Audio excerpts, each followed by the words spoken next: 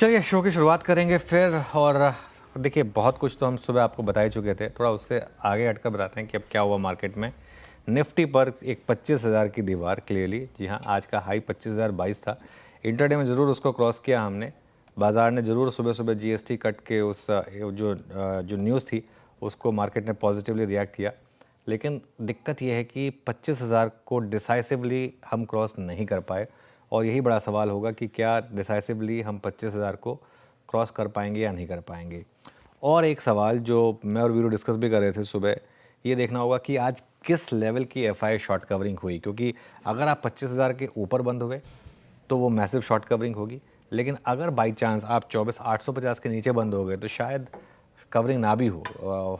तो देखते हैं। और एज एक्सपेक्टेड आज सुबह जो हम बात कर रहे थे, ऑटो, रिटेल, एफएमसीजी, ये कुछ पॉकेट्स थी जहां सबसे ज़्यादा आउट परफॉर्मेंस आज आपको देखने को मिली। बेसिकली जो भी कंजम्पशन से रिलेटेड स्टॉक्स हैं सभी ने आज बहुत शानदार आउट परफॉर्मेंस दिखाई है आपको, और एक सेंस बन रही है कि कंजम्पशन यहाँ से अब शायद लीड करे मार्केट को, और यही एक बेटिंग सेक्टर होगा इस समय। Veeru Shreya, good afternoon.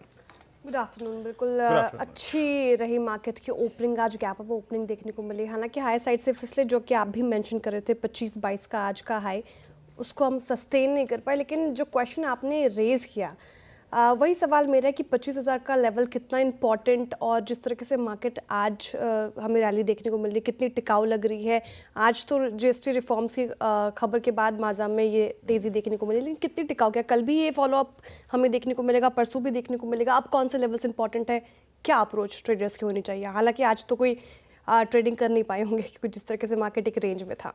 देखिए निफ्टी पे तो कोई खास आपको ट्रेड मिला नहीं होगा। मतलब एक कहने को आप कह सकते हैं, एक लॉन्ग साइड एक शॉर्ट ट्रेड, वो सब क्यूट ट्रेड्स हैं शायद। लेकिन इंडिविजुअल स्टॉक्स में अच्छी ट्रेड्स मिली आज। आप देखिए इंट्राडे में, चाहे आप हीरो मोटो लें, अशोक लेलैंड लें, डी मार्ट लें, हाँ ये ज़रूर है कि आपको ऑब्वियसली पूरा मूव नहीं मिला होगा, लेकिन कई स्टॉक्स में आपको फिर भी अच्छे मूव कैप्चर करने को मिले यहाँ पर।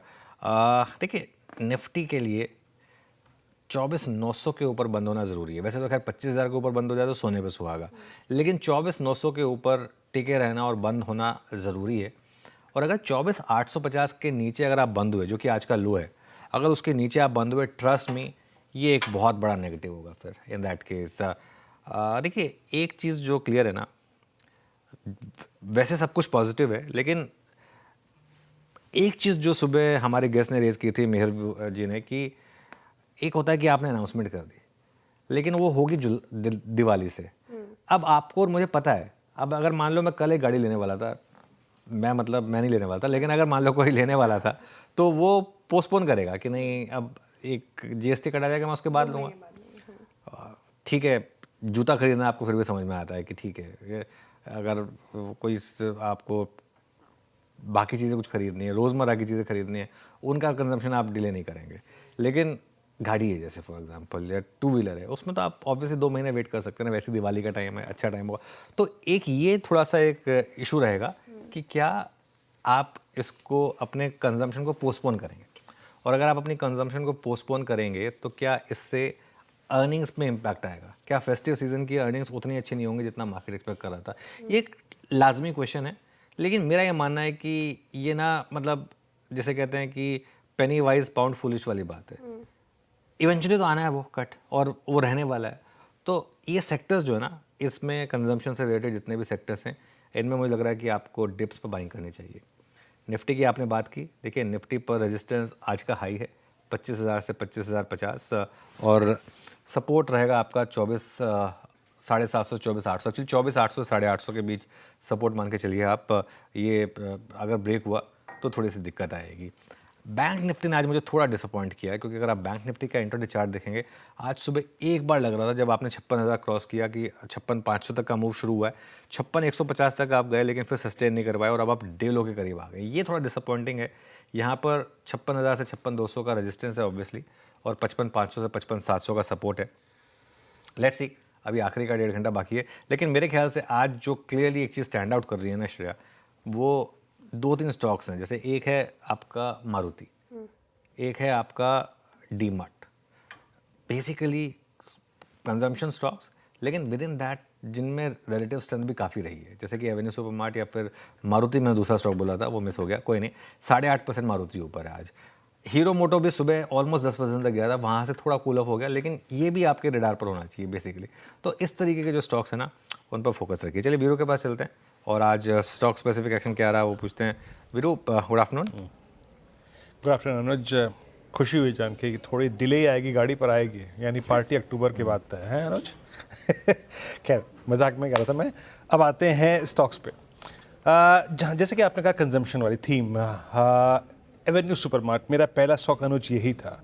Well supported by I think option stats, future के स्टैट्स। आज 4551 पे, इनफैक्ट 4545 पे ही इसने पार कर दिया था अपना 14 अक्टूबर से लेकर अब तक की पूरी रेंज का swing high. So a clear cut case of breakout, strong swing, अच्छी शॉर्ट कवरिंग, और मेरे ख्याल से अगर ये टिक गया इस पूरी ट्रेजेक्ट्री के ऊपर 45-60 के ऊपर, तो इसमें फ्रेश बाइंग भी नजर आएगी। आज कैश में बहुत स्ट्रॉन्ग बाइंग है इसमें, बट पहला केस जो कि बहुत स्ट्रॉन्ग है और 4500 पे पुट राइटिंग विजिबल है, दैट्स एवेन्यू सुपरमार्ट। दूसरा है ट्रेंट, स्क्रीन पे लेके आऊँगा 4.5% ऊपर। ट्रेंट ने आज इस सेशन में अपने 3 एवरेजेस की ट्रेजेक्ट्री को पार किया, जोन्स को पार किया, उस पाथ को पार किया। आज 200 डेमा और 100 डेमा इसी बार में इंक्लूडेड है, बट अगेन यहाँ पर भी शॉर्ट कवरिंग है। ये दोनों ही स्टॉक्स लोअर ट्रेजेक्ट्री से बाहर निकल रहे हैं। पहला एवेन्यू सुपरमार्ट, दूसरा हो गया ट्रेंट, डे हाई पे ट्रेड करता हुआ, अच्छी शॉर्ट कवरिंग यहाँ पे। और तीसरा है HDFC AMC। देखिए क्योंकि ऑटो स्टॉक्स इंट्राडे में काफ़ी चल चुके हैं, तो वहाँ पे अब मैं कमेंट नहीं करूँगा, but look at HDFC AMC 5695, बहुत स्ट्रॉन्ग सेशन। और आज की इस कैंडल के ज़रिए इसने पूरी 23 जुलाई से लेकर अब तक की पूरी रेंज को बाइसेक्ट कर दिया। तो जहाँ तक इंट्राडे रिवॉर्ड्स, स्पेशली आखिरी के 1.5 घंटों में अगर मैं लोकेट करने की कोशिश करूँ, तो ये 3 स्टॉक्स मुझे नज़र आ रहे हैं। पर अनुज, कभी भी हम चाहे वो ट्रेड करें या फिर इन्वेस्टमेंट करें, हम एक better risk reward ratio locate करने की कोशिश करते हैं। एक और थीम, वाइट गुड सेगमेंट अनुज, जिसने अब तक इस पूरी जर्नी में पार्टिसिपेट नहीं किया था, क्योंकि वो इस बार जो काफ़ी शावर्स पहले ही हो गए थे। क्या ये वाइट गुड सेगमेंट थोड़ा इंप्रेस कर रहा है क्या अनुज इस खबर के अंतर्गत आपको? नहीं बिल्कुल, देखिए बीरू, इसमें ना एक और चीज़ भी हो गई है। इसमें अगर आप देखें वाइट गुड्स के लिए वैसे भी पिछला क्वार्टर थोड़ा ख़राब भी रहा था, क्योंकि कई जगह कह रहे हैं कि गर्मी कम पड़ी, कई जगह कह रहे हैं कि मानसून जल्दी आ गया, कई जगह कह रहे हैं कि ये सब फैक्टर्स रहे, इस वजह से थोड़े कम एसीज बिके। थोड़ी हैवेल्स ने जब आगे बोला था कि एसीज कम बिके। पीजी इलेक्ट्रोप्लास ने क्यों अपनी गाइडेंस कट की थी? क्योंकि एसीज कम बिक रहे थे। आज पीजी इलेक्ट्रोप्लास क्यों आपका सबसे बड़ा गेनर था? आज एक बार इंटरडे में क्यों ये 15% तक ऊपर आ गया था? क्योंकि जो एक बेसिक रीज़न से स्टॉक गिरा था, अगर वही सॉल्व होने वाला है, तो फिर एक हो सकता है कल को पीजी इलेक्ट्रोप्लास आके ये भी बोल दे कि नहीं, हम जो अपने गाइडेंस कट की थी हम उसको वापस ले रहे हैं। तो ये असल में होता क्या है ना, मार्केट अजम्पशन पे चलता है। ये सब के सब अजम्पशन है। अभी तक हुआ क्या? अभी तक सिर्फ प्राइम मिनिस्टर ने अनाउंसमेंट की है कि हम GST कट का एक तोहफा लेके आने वाले हैं। ध्यान रखिएगा, अभी इसमें बहुत कुछ होना बाकी है। अभी स्टेट्स, पूरा का पूरा फेडरल स्ट्रक्चर सब एग्री करेंगे, एक कंसेंसस पर आएंगे। उसके बाद लॉस शेयरिंग कैसी रहेगी, पहले 3 महीने क्या, मैं तो कहता हूँ पहले 6 महीने थोड़ा रेवेन्यू लॉस होगा, उसको कैसे सब आपस में बांटेंगे। आई थिंक ये सब चीज़ें डिस्कस होंगी, उसके बाद एक चीज़ें निकल कर आएंगी। लेकिन क्योंकि आपका सवाल स्पेसिफिक टू वाइट गुड्स था, मार्केट ये एजम्पशन लेके चल रहा है कि ये जो GST कट आना है, ये एज इट इज़ अगर इम्प्लीमेंट हुआ तो ये एक बहुत बड़ा पॉजिटिव होगा वाइट गुड्स के लिए, और इसके लिए आपने इस तरीके की रैली यहाँ पर देखी। चलिए अब श्रेया के पास चलते हैं। Shreya, good afternoon. Good afternoon sir. एक सवाल मेरा, शो में आगे बढ़ेंगे उसके बाद। हालांकि आपने अपने कमेंट्री में जिक्र किया कि बैंक निफ्टी की परफॉर्मेंस, अगर आप पर्टिकुलरली बात करें निफ्टी के कंपैरिजन में, वो अच्छी नहीं लगी। और किया भी है बैंक निफ्टी ने, अगर आप डे हाई से देखें 156 का आज का इंटरडे हाई, वहाँ से करीब 350 पॉइंट से ज़्यादा करेक्शन अभी देखने को मिल रही है, और 55,780 के लेवल पर है। तो क्या ऐसा भाग या नहीं भाया इनफैक्ट बैंक निफ्टी में, जो एक स्ट्रेंथ नज़र नहीं आई कंपेरिजन टू निफ्टी? देखिए, मेरी जो एक सिंपल एक थिंकिंग है वो ये है कि अगर आप निफ्टी बैंक में ICICI बैंक और HDFC बैंक का चार्ट देखेंगे, निफ्टी बैंक पूरा का पूरा इन दो स्टॉक्स से डोमिनेटेड है। और एक अजम्पशन ये है कि कैश मार्केट में आज FIs ने वापस सेल किया हुआ। एक अजम्पशन है, मैं गलत हो सकता हूँ। और अगर आप एक स्टॉक को 1980 पर बेच रहे थे, अगर किसी कारण से आपको 2026 का लेवल दिख गया तो आप उसको बेचेंगे। सिमिलरली ICICI बैंक का चार्ट लेकर आइए। ICICI बैंक में भी नंबर्स के बाद जो री रेटिंग हुई थी, उसके बाद उसमें थोड़ी सी सेलिंग आई थी। अगर आप उस स्टॉक को 1420 पर बेच रहे हैं तो 1450 का अगर आपको लेवल मिलेगा तो उसमें बेचेंगे। तो बैंक निफ्टी के अंडर परफॉर्मेंस का एकमात्र कारण जो मुझे दिखाई देता है वो ये है कि आज जैसे ही ये स्टॉक्स गैप अप खुले, यहाँ एफआईएस की कैश मार्केट में सेलिंग आई। बाकी तो खैर जो नंबर आएंगे वो शाम को वो हमें पता चलेगा। श्रेया, लेकिन एक चीज़ समझ लीजिए कि अगर इस जीएसटी कट से इकोनॉमी को बड़ा इम्पैक्ट आया तो लॉन्ग टर्म में बैंक निफ्टी बड़ा आउट परफॉर्मेंस करेगा। लेकिन आज का जो अंडर परफॉर्मेंस सेकेंड हाफ में है उसका मेन कारण मुझे लग रहा है कि जो एफआई सेलिंग का फियर है वो है। एफआईएस की सेलिंग के फियर की वजह से आप देखिए बैंक निफ्टी में थोड़ा अंडर परफॉर्मेंस दिख रहा है फिलहाल। चलिए अब शो में आगे बढ़ते हैं और ट्रेंडिंग स्टॉक्स की बात करते हैं। सबसे पहले वो काउंटर्स आपके स्क्रीन पर जिसमें अच्छी तेजी आज के सेशन में हमें देखने को मिल रही है, सपोर्ट करता हुआ नजर आया है मार्केट को आपके स्क्रीन पर इस वक्त। और ऑटो स्पेस से ज़्यादातर आपके स्टॉक्स दिखेंगे। मारुति सुजुकी, हीरो मोटोकॉर्प जैसे स्टॉक्स में शानदार रैली, 8.5% से ज़्यादा चढ़ गया मारुति। हीरो में देखिए आप 5.5% से ज़्यादा की तेज़ी यहाँ पर। नेस्ले इंडिया क्योंकि 6% की तेज़ी, सारी जीएसटी रिफॉर्म्स की खबर के बाद ये तेज़ी आती हुई नजर आई है। बजाज फाइनेंस भी इस कड़ी में शामिल 5.5% की तेजी के साथ कर रहा है कारोबार। और कहां पे खरीदारी होती हुई अभी मेंशन कर रहे थे पीजी इलेक्ट्रोप्लास्ट की, यहां पर खरीदारी होती हुई नजर आई। वायदा के टॉप गेनर में शामिल है, लगभग 9% की तेजी के साथ कर रहा है कारोबार। अशोक लीलैंड क्वार्टर 1 नतीजे काफी अच्छे, पूरा ऑटो स्पेस अच्छा, ब्रोकरेजेस बुलिश, काफी फैक्टर्स रहे अशोक लीलैंड को ड्राइव करने के लिए। 8% की तेजी। वोल्टास पूरा वाइट गुड स्पेस जैसे कि सब चर्चा कर रहे हैं आज तेजी में शामिल, तो यहाँ पर खरीदारी होती हुई नजर आई 4.5% के करीब। और एम्बर एंटरप्राइजेस भी 8% के करीब उछल गया। लेकिन स्टॉक्स जहां पर आज डेंट पड़े इतने अच्छे मूड माहौल में भी, वहां पे आपको थोड़ा एल&टी दिखेगा 1% करीब। डॉक्टर रेड्डी तब हमने लिया था जब वो रेड में था। फार्मा स्पेस और हेल्थ के स्पेस थोड़े बैकफुट पर नजर आएंगे।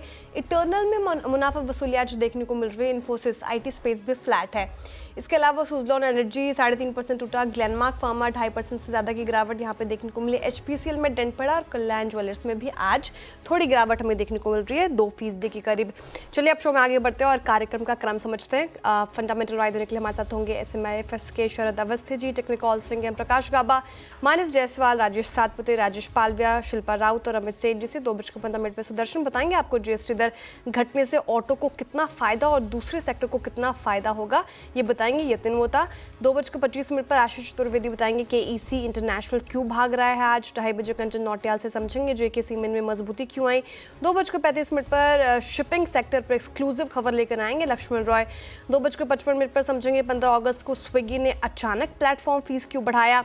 3:05 पर यतिन मोता से समझेंगे डीलिंग रूम मेकिन शेयर्स पर फोकस है। 3:10 पे अनुज की स्ट्रैटेजी कल के लिए, साथ ही 3:15 पे बीटीएसटी एसटीबीटी कॉल्स। ओके, चलिए हमारा पैनल तैयार है और शुरुआत करते हैं अब कॉल्स की। गुड आफ्टरनून गाबा सर, बताइए आपका पिक क्या रहेगा इस समय का। Good afternoon to you. Stock का नाम है 361। ये ट्रेड कर रहा है 1069 पर। इसमें बहुत बढ़िया ब्रेकआउट मिला है और मेरे ख्याल से इसका स्पिल ओवर ट्रेड बन सकता है कल तक। नियर टर्म टारगेट 1080 1090, ये एक पॉसिबिलिटी है वहां तक जाने की। 361। ओके, 361 आपका बाय कॉल है। इस वक्त ऑलमोस्ट डे हाई की ट्रैजेक्टरी में स्ट्रेच होकर ट्रेड करता हुआ। मानस, गुड आफ्टरनून, आपका ट्रेड। गुड आफ्टरनून वीरेन जी। तो देखिए हिंडाल्को पे खरीदारी करने की तैयार है कि 700 से लेकर 705 इस रेंज पे मल्टीपल रेजिस्टेंस दिख रहे थे, प्राइस रेजिस्टेंस दिख रहे थे, लेकिन फाइनली इस रेंज को ब्रेक किया है। वॉल्यूम बेहतर देखने को मिले हैं हिंडाल्को में। तो हिंडाल्को में करंट लेवल्स पे खरीदारी करेंगे। 707 का स्टॉप लॉस लगाएंगे और 740 740 रुपए तक के टारगेट पॉसिबल है। ये कैश टेबल्स है। चाहे तो 720 वाला कॉल ऑप्शन ले सकते हैं। 11 रुपए के आसपास ट्रेड कर रहा है, तो इस ऑप्शन में आप खरीदारी करिए 720 के। 6 रुपए का स्टॉप लॉस लगा लीजिए और 22 रुपए के टारगेट पॉसिबल है। ओके, हिंडाल्को यहाँ पे खरीदारी की राय मानस जी की तरफ से आती हुई है। पूरा मेटल स्पेस देखें आप, रडार पर डेज हाई पर हिंडाल्को कर रहा है कारोबार। 1.5 से 2% की तेजी के साथ मेटल इंडेक्स आपको कारोबार करता हुआ नजर आएगा। राजेश सातपुते जी, गुड आफ्टरनून, आपने क्या पिक किया है? Very good afternoon Shreya. Good afternoon everyone. Shreya देखिए, मेरी नजर टाइटन के चार्ट के ऊपर है। बहुत ही क्लीन ब्रेकआउट है। एट द सेम टाइम यहाँ पे देखिए, यहाँ पे लॉन्ग वे एडिशन हो रहा है, तो मुझे लगता है टाइटन में जब तक ये 3560 का लेवल इंटैक्ट है तब तक कोई दिक्कत नहीं है। 3580 पे फिलहाल ट्रेड हो रहा है, तो हम स्टॉप लॉस रखेंगे 3550 का और टाइटन बाय करेंगे। मेरे हिसाब से ये जो स्विंग है इसका टारगेट आ रहा चाहिए करीबन 3650 का। तो 3650 3670 तक का स्विंग टाइटन में दिख रहा है, तो इसको थोड़ा सा पोजिशनल भी देके तो Titan is a buy. Okay, चलिए अब चलते हैं शिल्पा जी के पास। Shilpa ji, good afternoon. शिल्पा जी, बताइए आपकी ट्रेड। Good afternoon everyone. मेरा ट्रेड अभी के लिए रहेगा लॉन्ग साइड में बजाज फाइनेंस में। बजाज फाइनेंस ऑलरेडी 5% ऊपर है, लेकिन ये जिस तरह से मोमेंटम अभी भी स्ट्रेंथ के साथ पकड़े हुआ है, मुझे लगता है यहाँ पे 945 से 960 इसके एक्सटेंडेड टारगेट्स हो सकते हैं। सो स्टॉप लॉस आप यहाँ पे 890 का मेंटेन कीजिए and stay long in Bajaj finance. Okay, Bajaj finance आपकी कॉल शिल्पा जी की, और 912 पे ट्रेड करता हुआ अमित जी, गुड आफ्टरनून, आपका ट्रेड। जी good afternoon Viren ji, good afternoon Anuj ji and everybody on the panel. Viren ji, morning में मैंने एचडीएफसी एएमसी टॉप कॉल दिया था, मैं उसी के साथ जाना चाहूंगा। एचडीएफसी एएमसी में बहुत ही अच्छा एक स्ट्रॉन्ग पुल बैक हम 10 और 20 डेमा से देख रहे हैं। ओवरऑल स्ट्रक्चर यहाँ काफी पॉजिटिव है, चार्ट्स पे कंटिन्यूअसली हाई लोज बन रहे हैं, तो इसे बाय करें। 5640 का स्टॉप लॉस रहेगा और टारगेट्स हमारे रहेंगे 5800 एंड 5850 के। ओके, एचडीएफसी एएमसी, ये अमित जी की पिक आपके लिए आती हुई। चलिए अब टेक्निकल कॉल्स हो गए पूरे के करके आपकी स्क्रीन पर रख देती हूँ ताकि आप जॉट डाउन कर ले। गावस्कर ने 361 को चुना है यहाँ पे खरीदारी की राय। 1090 तक के टारगेट देख रहे हैं वो। 1060 का आपको स्टॉप लॉस लगाना है। मानस जी ने हिंडाल्को को पिक किया है, अच्छा लग रहा है उनको ये काउंटर बाइक करने की सलाह उनकी तरफ से। 740 तक के टारगेट, 707 का आपको स्टॉप लॉस मेंटेन करके चलना है। इसके अलावा राजेश जी ने टाइटन में खरीदारी की राय दी है। 3670 के टारगेट देख रहे हैं वो। 3550 का आपको स्टॉप लॉस मेंटेन करना है। शिल्पा जी ने कहा कि बजाज फाइनेंस चल चुका है, उसके बावजूद यहाँ पर बेट लगाई जा सकती है। 960 तक के टारगेट देख रही हैं वो। 890 का आपको स्टॉप लॉस मेंटेन करके चलना है। साथ ही अभी अमित जी ने एचडीएफसी एएमसी को चुना और वो कह रहे हैं यहाँ पे खरीदारी की जा सकती है। 5850 तक के टारगेट, 5640 तक का आपको स्टॉप लॉस लगाना है। तो टेक्निकल कॉल्स हो गए पूरे। चलिए अब फंडामेंटल आइडिया भी ले लेते हैं।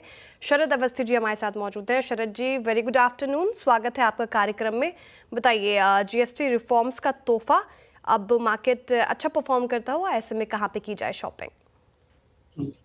Good afternoon.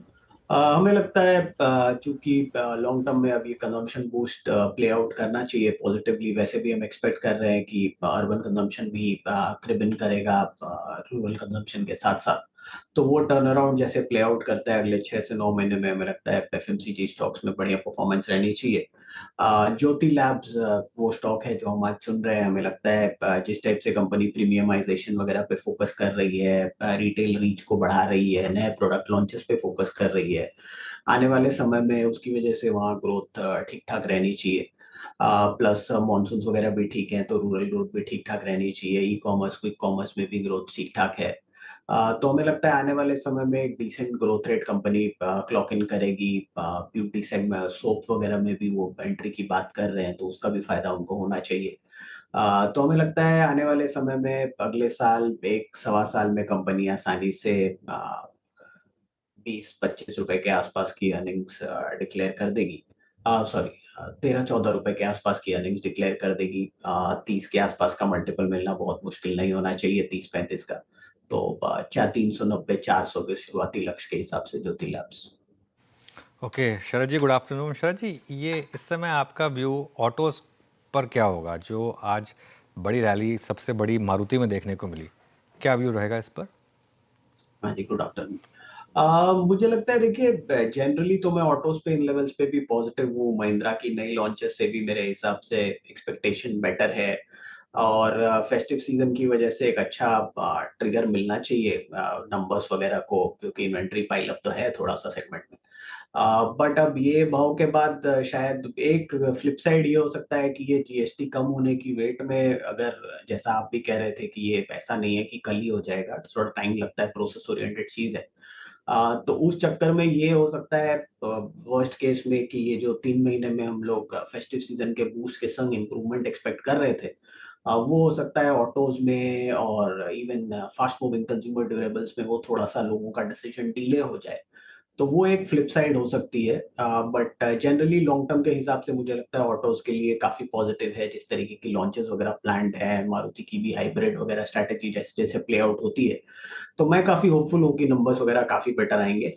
बट ये नंबर्स, ये वैल्यूएशन के बाद हो सकता है कि 6 महीने साल भर में बहुत ज्यादा पैसा बनाना थोड़ा सा मुश्किल हो इन स्टॉक्स में। तो मेरे आइडियल स्ट्रेटेजी होगी कि कभी ये डिप आती है बीच में अगले 2-3 महीने में, तो उसको यूज करिए एक्यूमुलेट करने के लिए, और नंबर्स पे थोड़ा सा ध्यान रखिए, मंथली नंबर्स तो आते ही हैं ऑटोमोबाइल के। तो मुझे लगता है मैं वहाँ मुझे जो एक फीलिंग आ रही है, गट फीलिंग ये है कि मोस्ट प्रोबेबली शायद बाइंग थोड़ी-सी डिले हो जाए जीएसटी के चक्कर में। तो वो फेस्टिव सीज़न, प्री फेस्टिव जो अपटिक ज़्यादा हम उम्मीद कर रहे थे, शायद वहाँ पे थोड़ा हो सकता है 1 क्वार्टर थोड़ा-सा डिसअपॉइंटिंग हो जाए। चलिए, ऑटोज़ की बात हो रही है तो चलते हैं सुदर्शन के पास और जानते हैं कि किस तरीके के मूव्स हमने देखे आज और कितना फ़ायदा होगा ऑटो कंपनीज़ को। Sudarshan, good afternoon. Good afternoon. So आज तो ऑटो कंपनीज के लिए ऐसा लग रहा है कि वो सिटी के ट्रैफिक से निकलकर हाईवे में चले गए और टॉप गियर में चल रहे हैं। सारे ऑटो कंपनीज में बहुत अच्छी बढ़त देखने को मिले। टॉप निफ्टी गेनर है मारुति, उधर अशोक लेलैंड भी ऑलमोस्ट 8% ऊपर है। इवन टू व्हीलर स्पेस सारे स्टॉक्स ऊपर दिख रहे हैं। उसके रीज़न क्या है? तो वीकेंड पे आपने सुना होगा प्राइम मिनिस्टर मोदी ने अपने इंडिपेंडेंस डे के स्पीच में बोला था जीएसटी रैशनलाइजेशन, और उसके बाद सोर्स बेस्ड खबर आ रही है कि दोनों टू व्हीलर्स और फोर व्हीलर्स में जीएसटी रेट कम हो सकते हैं। तो सबसे पहले बात करते हैं टू व्हीलर्स की। तो कौन दो कंपनियां सबसे ज़्यादा बेनिफिट कर सकती है? वो दो कंपनियां हैं, हीरो मोटोकॉर्प और आयशर मोटर्स। तो हीरो मोटोकॉर्प क्यों? क्योंकि उनका 95% जो टोटल डोमेस्टिक सेल्स का है वो 350 सीसी के इंजन जो उनका है 350 सीसी से कम है। आयशर मोटर्स पे लोगों को लगता था कि उनका ज़्यादातर जो बाइक्स है वो 350 सीसी के ऊपर है, बट वो गलत है। उनका 86% डोमेस्टिक सेल्स का जो बाइक है वो ईदर 350 सीसी का है या 350 सीसी से कम का है, तो उनको भी बेनिफिट देखने को मिलेगा। और जहां तक टीवीएस मोटर और बजाज ऑटो की बात करें तो बजाज ऑटो का भी ऑलमोस्ट 52% और टीवीएस मोटर का 69% टोटल डोमेस्टिक सेल्स का, उनका भी जो इंजन कैपेसिटी है वो 350 सीसी से कम है, तो वो भी बेनिफिट करेंगे। जहाँ तक फोर व्हीलर्स की बात है, सबसे ज़्यादा पॉजिटिव होगा मारुति के लिए, क्योंकि पहला एंट्री लेवल सेगमेंट में वो मार्केट लीडर है। उनका अधिकतर बाइक्स जो है उनका इंजन कैपेसिटी 1200 सीसी से कम है, जिसका अभी जीएसटी रेट 28% है, वो कम होकर 18% हो सकता है। दूसरा पॉजिटिव क्या है? क्योंकि उनके जो दूसरे बाइक्स है, चाहे इन्विक्टो ले लें या ग्रैंड विटारा ले लें, वहाँ पे वो हाइब्रिड मॉडल में है। तो कुछ एक बाइक्स जिसका 1200 सीसी इंजन है और हाइब्रिड मॉडल है, तो 1200 सीसी पेट्रोल वर्जन में, तो वहाँ भी 18% कम हो सकता है। और डीजल वर्जन में जो हाइब्रिड है और 1500 सीसी का है, वहाँ पे भी जीएसटी कम होकर 18% हो सकता है। ब्रोकरेजेस का नोट्स भी आया था। एमएस ने एक एग्जांपल लिया 2008 का, जब गवर्नमेंट ने एक्साइज कट किया था, रेट कट हुआ था और 6th पे कमीशन हुआ था। तो नेक्स्ट 2 ईयर्स 2009 एंड 2010 में जो ऑटो का डिमांड देखने को मिला था, वहाँ पे 20% प्लस ग्रोथ देखने को मिला था। और एमएस के अनुसार टू व्हीलर्स में अगेन आयशर मोटर्स और हीरो उनका टॉप पिक है जीएसटी रैशनलाइजेशन के कारण, और फोर व्हीलर्स में महिंद्रा एंड मारुति। नोमुरा बोल रही है कि अगर जो 10% टैक्स कट होता है तो डिमांड जो इंक्रीज हो सकता है वो है 15 to 20% के रेंज में। लेकिन उन्होंने एक चीज़ जो नेगेटिव बोली है, अगर जो ये जीएसटी रैशनलाइजेशन होता है तो वो नेगेटिव होगा ईवी के लिए, क्योंकि जो प्राइस गैप होगा ice vehicles, that is internal combustion engine जिसको पेट्रोल डीजल व्हीकल्स बोलते हैं, और ईवी में वो प्राइस गैप और बढ़ जाएगा। तो ईवी डिमांड में वो कमी देखी जा सकती है। लेकिन ओवरऑल ऑटो के लिए पॉजिटिव है। आपको स्क्रीन पे दिख रहा है सारे स्टॉक का परफॉर्मेंस। बिल्कुल, सारे स्टॉक्स ऊपर हैं। Sudarshan, thank you. और देखो सुदर्शन आवाज़ में आकर जैसे बाहर इतना सीरियस रहते हैं, यहाँ पर थोड़ा सा हंसी मजाक में शामिल होते हुए हमारे साथ। उन्होंने आवाज़ में आके ना वो गाड़ी अपनी 5वें गियर में डाल के हाईवे पे ले गई। हाँ बिल्कुल, हाईवे पे डाल दी गाड़ी। चलिए एक काम करते हैं, ये जीएसटी वाली खबर पर भी लौटेंगे, लेकिन एक बड़ी खबर जो लक्ष्मण जी ब्रेक कर रहे हैं, पहले उसको एड्रेस कर लेते हैं। सुदर्शन, शुक्रिया। शिपिंग को इंफ्रास्ट्रक्चर मिलने की उम्मीद। लक्ष्मण जी, गुड आफ्टरनून, बताइए क्या है पूरी खबर? दरअसल शिपिंग सेक्टर के लिए एक बहुत बड़ी खबर जल्द आपको सुनने को मिल सकती है। जो सूत्र बता रहे हैं उसके मुताबिक सरकार शिप को, जी हाँ, शिप को इंफ्रास्ट्रक्चर का दर्जा दे सकती है, यानी इंफ्रा स्टेटस दे सकती है। और इसके लिए हार्मोनाइज लिस्ट एक होता है किन किन सेक्टर को इंफ्रास्ट्रक्चर का दर्जा दिया जाना, उसमें शिप को सरकार बहुत जल्द शामिल कर सकती है। यहाँ बिल्कुल साफ कर दूँ, शिप का मतलब हुआ कि जो शिप चल रहा होता है, जो पानी में होता है, उसके शिप बिल्डिंग को नहीं, शिप बिल्डिंग को पहले ही सरकार इंफ्रास्ट्रक्चर का दर्जा दे चुकी है। अब डिमांड ये थी कि भारत को चूंकि शिप के मामले में आत्मनिर्भर होना है, तो इसको भी इंफ्रास्ट्रक्चर का दर्जा दीजिए। तो इस बारे में लंबी बातचीत हुई वित्त मंत्रालय और शिपिंग मंत्रालय के बीच में, और अब सहमति बन गई है कि 24 मीटर से ज़्यादा लंबी जो भी शिप होगी उसको इंफ्रास्ट्रक्चर का दर्जा दिया जाएगा। इस बारे में जल्द एक नोटिफिकेशन आता हुआ देखेंगे। और अभी बता दूं कि जितना भी ग्लोबल ट्रेड होता है भारत का, उसमें मुश्किल से 25 से 30% ट्रेड भारतीय शिप के जरिए होता है, बाकी सब बाहर के शिप के जरिए होता है। क्योंकि बड़े बड़े शिप भारत के पास, भारतीय कंपनियों के पास है नहीं, तो उसको कैसे लाया जाए और पूरे शिपिंग सेक्टर को एक अगले लेवल पे पुश देने की जो कोशिश है, उसकी तरफ भी इसे एक बड़ा कदम के तौर पर देखा जा रहा है। लक्ष्मण जी बहुत बहुत शुक्रिया। तो ये इस समय देखिए जैसे लक्ष्मण जी कह रहे हैं शिप बिल्डिंग को ऑलरेडी इंफ्रास्ट्रक्चर स्टेटस है, शिपिंग को नाउ जैसे कि SCI GE शिपिंग बेसिकली इनको इस इंडस्ट्री को भी शायद ये दर्जा मिले। चलिए अब एक काम करते हैं, थोड़ा अब और आगे बढ़ते हैं और हम GST की बात कर रहे थे, ऑटो की हमने बात कर ली, लेकिन इसके अलावा बाकी सेक्टर्स हैं जैसे कि इलेक्ट्रॉनिक्स, AC, सीमेंट, ये यदि से डिटेल समझती है। Good afternoon. Good afternoon. और कहीं ना कहीं आज electronic, consumer durable, white good companies जबरदस्त तेजी के साथ ट्रेड कर रही हैं। बहुत सारे गेनर्स FNO में भी देखने को मिल रहे हैं और उसी तर्ज पे सीमेंट में भी आप एक बड़ा प्राइस एंड वॉल्यूम एक्शन देख रहे हैं। सबसे पहले बात करते हैं consumer durable white good companies की, जहां खास करके एयर कंडीशनिंग कंपनीज फोकस में है। अगर हम सरकार की बात करें तो सूत्र ये बता रहे हैं कि 28% से GST घटा के 18% कर दिया जाएगा और एयर कंडीशन सेक्टर को इसका फायदा होता हुआ नजर पड़ेगा। ऑब्वियसली अभी हम मानसून में और फेस्टिव सीजन में एक्सपेक्टेशन था कि इसी की बिक्री बढ़ेगी क्योंकि चैनल इन्वेंट्री भी बढ़ चुकी है, तो कहीं ना कहीं GST कट हेल्प करेगा AC मैन्युफैक्चरर्स को और AC कंपोनेंट मैन्युफैक्चरर्स को। तो आज अगर आप देखें तो बहुत सारे स्टॉक जैसे कि ब्लू स्टार, वोल्टास, हेवेल्स, पॉलीकैब, अगर हम कंपोनेंट मेकर्स की बात करें तो PG इलेक्ट्रोप्लास्ट, E-पैक ड्यूरेबल, सभी के सभी काउंटर्स में अच्छी खासी तेजी देखने को मिल रही है और आपके स्क्रीन पे आप देखेंगे 5 से 7% का प्राइस एंड वॉल्यूम एक्शन है। और उसी तर्ज पे अगर हम देखें तो सेंटर ने बात की है सीमेंट के ऊपर भी। बहुत टाइम से विचार विमर्श हो रहा है कि सीमेंट के ऊपर GST का जो दर है उसको कम किया जाए, तो यहाँ भी आप एक 10% GST का ड्रॉप देख सकते हैं। 28 से 18% GST हो सकती है सीमेंट के लिए, जिसका फायदा सीमेंट सेक्टर को भी होगा, इंफ्रा को भी होगा और कहीं ना कहीं हाउसिंग सेक्टर को भी रिलीफ मिलेगा। तो कॉमन मैन को रिलीफ डायरेक्टली यहाँ मिलती हुई नजर पड़ेगी। इसके दो फायदे होंगे, सीमेंट कंपनियों का कैपेसिटी यूटिलाइजेशन बढ़ेगा, वॉल्यूम ग्रोथ बढ़ेगी और कहीं ना कहीं प्राइसिंग भी थोड़ी बहुत रिटेन कर सकती है सीमेंट कंपनीज। आज की अगर हम स्पेसिफिकली बातें करें तो JK सीमेंट और UltraTech cement all time high पे आपको दिखाई दे रहे हैं और दूसरी सीमेंट कंपनियों में भी अच्छी खासी तेजी दर्ज हुई है। ओके यतिन शुक्रिया। UltraTech cement all time high पर, बाकी सब सीमेंट स्टॉक्स में अच्छे मूव। शरद जी अगर कोई एक सीमेंट स्टॉक पिक करना हो तो कौन सा होगा आपकी चॉइस? मुझे लगता है JK लक्ष्मी सीमेंट अभी भी डिसेंट अपसाइड ऑफर करता है, इकोनॉमिकली भी, प्रोडक्शन वगैरह भी इकोनॉमिकल है, तो हमें लगता है ये एक स्टॉक है। इनिशियली 1100 तक के टारगेट्स हम लेके चल रहे हैं, लॉन्ग टर्म कैपेक्स भी तगड़ा है इनका और ऑपरेशनल एफिशिएंसी वगैरह बेटर है। अगर आप रिप्लेसमेंट कॉस्ट EV पर टन पे देखें तो मेरे हिसाब से शायद $70-80 पर टन पे अवेलेबल है। तो जैसे जैसे ये कैपेक्स वगैरह होता है मुझे लगता है काफी इंप्रूवमेंट यहाँ पे हो सकती है। नॉर्थ बेस्ड है तो मुझे लगता है इन वैल्यूएशंस पे JK लक्ष्मी प्रोबेबली एक बढ़िया बेट है। ओके JK लक्ष्मी सीमेंट ये आपके रडार पर होना चाहिए, पसंदीदा स्टॉक शरद जी के तरफ से आता हुआ। इनफैक्ट वाइट गुड्स की भी चर्चा कर रहे थे यतिन जी, आज पूरे दिन ही हम इस पर आपको डिटेल में बता रहे हैं। एम्बर देख लीजिए, वोल्टास, ब्लू स्टार जैसे स्टॉक्स में 6% से ज़्यादा की तेज़ी यहाँ पे देखने को मिल रही है। सभी स्टॉक्स डे हाई पर कर रहे हैं कारोबार। और जो वीरेंद्र जी भी मेंशन कर रहे थे, अर्ली मानसून के कारण थोड़ा सा स्टॉक उतना अच्छा परफॉर्म नहीं कर पाया था, लेकिन अब GST के तर्ज पर जो राहत मिलती हुई नज़र आ रही है वहाँ पर शायद यहाँ पर एक मूव देखने को मिले। एक बार चार्ट चेक लेना चाहूँगी, ब्लू स्टार का चार्ट देखेंगे राजेश सातपुते जी, कैसा लग रहा है ये स्टॉक और जिस तरीके से अभी संभावनाएं जताई जा रही हैं कि और भी यहाँ पे अपसाइड मूव देखने को मिल सकता है, तो इन लेवल्स पर चेज करें या फिर थोड़ा अभी थमे एक डिप का इंतजार रहेगा? I think Shreya ji Blue Star का अगर आप चार्ट भी देखें और इवन इन डेरिवेटिव्स का डेटा भी देखें तो दोनों पॉजिटिव है। अगर आप ओपन इंटरेस्ट देखें तो करीबन 12.5% का जंप है। दैट सिंपली शोज कि यहाँ पे हेवी लॉन्ग बिल्टअप है। As far as the technical is concern 1900 पे पुट राइटर खड़ा है, 1900 के नीचे स्लाइटली आप कह सकते हैं 1890 के आसपास इसका 20 डे में आता है। स्विंग ट्रेडिंग के हिसाब से बात कर रहा हूँ, तो मुझे लगता है जब तक ये 1900 और 1890 इसका जो लेवल है ये मेंटेन है तब तक कोई दिक्कत नहीं है। तो हम 1875 का स्टॉप लॉस रखेंगे। लॉन्ग जो है इसमें बने रहे या डिप पे बाय करें, लेकिन स्टॉप लॉस वही होगा।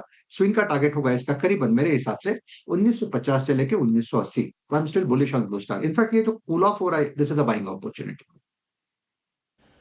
जी ब्लू स्टार 1912 के स्तर पे। मीनवाइल अब मारुति जो है वो 9.5% की गेंस के साथ टॉप डेरिवेटिव गेनर 9.68% 14,043। मेटल्स को देखिए, मेटल्स भी आज अपने साथ एक ट्रिगर लेके चल रहे हैं, बट अगर मैं सिर्फ इस वक्त के प्राइस बिहेवियर पे फोकस करूं, look at Hindalco 718 day high पे क्लियर कट रेंज ब्रेकआउट 14 अक्टूबर 2024 के बाद की अब तक की सबसे हाईएस्ट ट्रैजेक्टरी को उसने टच किया। ये देखिए 740 शानदार मूव। मानस ये किसी ऑप्शन ट्रेड में कन्वर्ट करना, मैं आपको एक विकल्प देता हूँ। आई मीन कमोडिटीज़ में ही हिंडाल्को हो गया, और एक और ट्रेड दैट्स एसआरएफ। इस वक्त मैं इसकी ऑप्शन एक्टिविटी को देखा था एट 2934। मैं इस वक्त एसआरएफ का जिक्र इसलिए कर रहा हूँ क्योंकि ये अपना 10 डेमा रीगेन कर रहा है, क्रॉस कर रहा है आफ्टर रिवर्सल ऑफ 200 डेमा। तो इस वक्त अगर मैं हिंडाल्को के बाद आपसे एसआरएफ पे टेक चाहूँ तो क्या ये तेज़ी एटलीस्ट अभी 40-50 रुपए की और ड्यू है क्या, एटलीस्ट फॉलिंग 20 डेमा तक? तो देखिए बिल्कुल एसआरएफ को भी शॉर्टलिस्ट किया हुआ था। उसका रीजन ये था क्योंकि आप देखें तो 3300 रुपए से 2800 रुपए का करेक्शन था। उसके बाद स्टॉक ने करीब 3-4 दिन 200 डे मूविंग एवरेज के आसपास बिताए और आज रिकवरी में अपने 10 डे मूविंग एवरेज को रिगेन किया है। तो बाउंस बैक प्ले डेफिनेटली है। करंट लेवल्स पे भी एसआरएफ में खरीदारी करने की राय रहेगी। स्टॉप लॉस आपको 2874 के नीचे आपको लगाने हैं, लेकिन ऊपर की तरफ 3050 तक के टारगेट आपको एसआरएफ में देखने को मिल सकते हैं। ऑप्शन ट्रेड अगर लेना चाहें तो 2950 का कॉल ऑप्शन 51 रुपीज पे ट्रेड हो रहा है। इसमें आपको स्टॉप लॉस 34 रुपीज के नीचे लगाना है, लेकिन इस ऑप्शन में आपको 100 रुपए तक के भाव देखने को मिल सकते हैं। ओके, एसआरएफ पर फिलहाल ये व्यू यहाँ पे खरीदारी की राय। और हमने वाइट गुड स्पेस की बात की, ऑटो स्पेस की बात हो गई, अब इंश्योरेंस स्पेस की भी बात कर लेते हैं। दरअसल 5% या नील जीएसटी दर ने इंश्योरेंस सेक्टर की टेंशन बढ़ा दी है। सीएनबीसी टीवी 18 को मिली जानकारी के मुताबिक इंश्योरेंस इंडस्ट्री इसको लेकर खुश नहीं है और जल्द वित्त मंत्रालय में बात कर सकती है। ज़्यादा डिटेल लेके मेरे सहयोगी यश जैन मौजूद हैं। यश, बताइए क्या है खबर? वेल, आपने शायद ही कभी सुना होगा कि कोई इंडस्ट्री जिस पे टैक्स कम करने की बात हो रही है और वो इंडस्ट्री उससे खुश नहीं है। वेल, ऐसा होता हुआ दिख रहा है इंडिया के इंश्योरेंस सेक्टर के साथ। रिपोर्ट्स के अनुसार सरकार जीएसटी जो इंश्योरेंस सेक्टर पे लगता है, टर्म लाइफ इंश्योरेंस और हेल्थ इंश्योरेंस, उसे 18% से 5% या नील यानी कि 0% पर ले जा सकती है। पर इंश्योरेंस इंडस्ट्री से खुश नहीं है। इनफैक्ट हमें मिली जानकारी के अनुसार इंश्योरेंस इंडस्ट्री गवर्नमेंट और फाइनेंस मिनिस्ट्री को जल्द रीच आउट भी करेगी कि ये टैक्स जो है, जीएसटी जो है इंश्योरेंस पे, उसे 5% या 0% के बजाय 12% पे रखा जाए। ऐसा इसलिए है क्योंकि 12% पे इंडस्ट्री को एक input tax credit ITC government से लेने का मौका मिलता है और 12% से नीचे जैसे जीएसटी जाता है यानी कि 5% या 0% पे GST act input tax credit का प्रोविजन ही नहीं देता। तो इन दो स्लैब में 5% और 0% में इंश्योरेंस इंडस्ट्री वो इनपुट टैक्स क्रेडिट नहीं ले पाएगी। यही वजह थी कि इंडस्ट्री ने शुरुआत से सरकार को ये मांग की थी कि हमारा टैक्स जीएसटी 18% से 12% ले जाए और ना कि 5% या 0%। हमने भी कुछ नंबर्स वर्कआउट किए हैं और उनका कंक्लूजन एक ही निकलता है, वो ये है कि 12% जीएसटी इनपुट टैक्स क्रेडिट के साथ इंडस्ट्री को एक लेगरूम या हेडरूम देता है इंश्योरेंस प्रीमियम्स कम करने के लिए, क्योंकि वो एक एडवांटेज है पर पॉलिसी उनको इन टर्म्स ऑफ कमर्शियल्स। पर जैसे ही टैक्स 5% पे जाता है या 0% पे जाता है, विदाउट इनपुट टैक्स क्रेडिट पर पॉलिसी डेफिसिट हो जाता है। इसलिए प्रीमियम कम करने की जगह पे इंडस्ट्री मजबूरन प्रीमियम बढ़ा सकती है क्योंकि वो डेफिसिट को उन्हें कवर करना पड़ेगा और इसलिए इंश्योरेंस इंडस्ट्री ये 5% या 0% के प्रपोजल से आज खुश नहीं है। बिल्कुल खुश नहीं। शुक्रिया यश जानकारी के लिए। शरद जी, कैसे रीड कर रहे हैं आप इस खबर को? इंडस्ट्री खुश नहीं है, 12% का वो एक्सपेक्टेशंस लेके चल रही थी, सुना आपने यश को, आप कैसे अप्रोच करें इस सेक्टर को?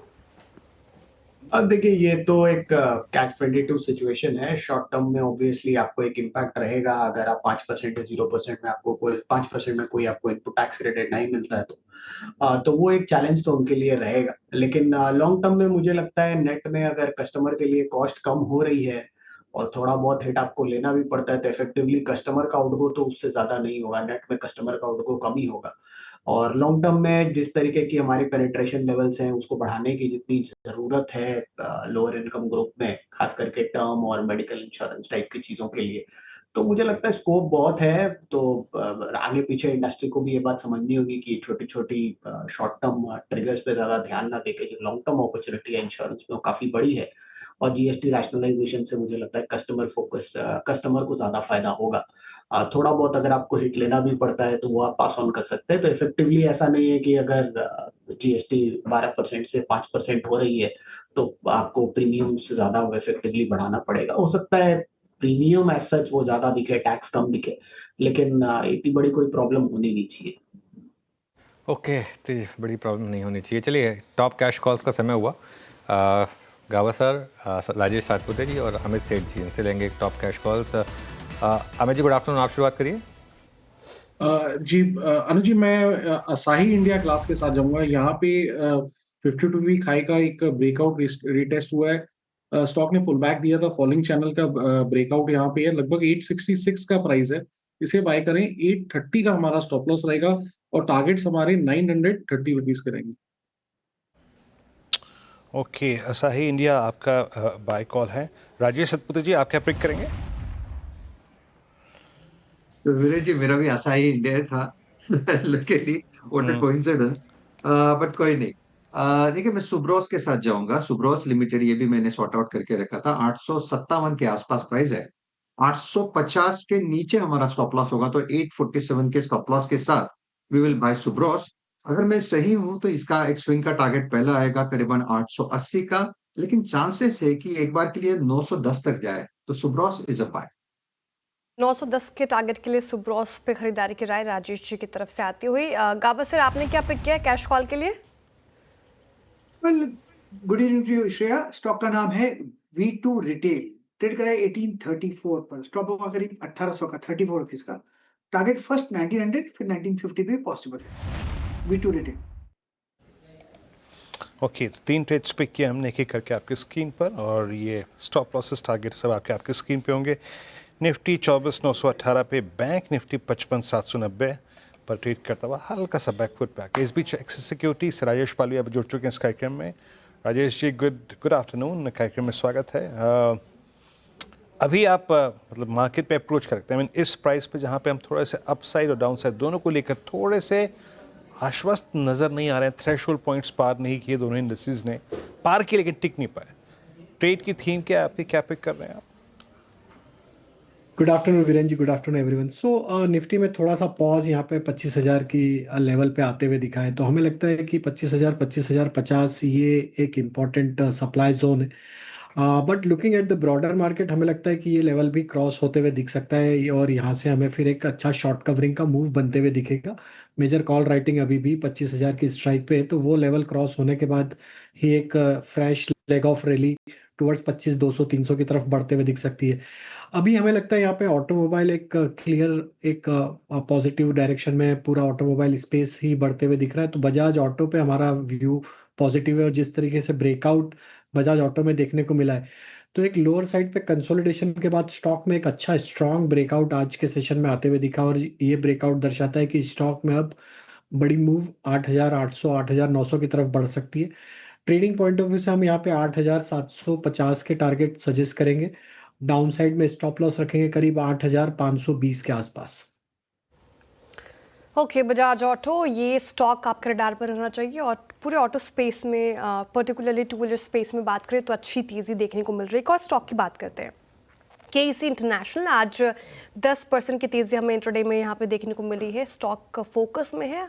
क्यों फोकस में है? तो कंपनी को बड़े ऑर्डर्स मिले हैं, जिसके चलते आज शेयर दौड़ रहा है। लेकिन ज़्यादा डिटेल समझते हैं आशीष चतुर्वेदी से।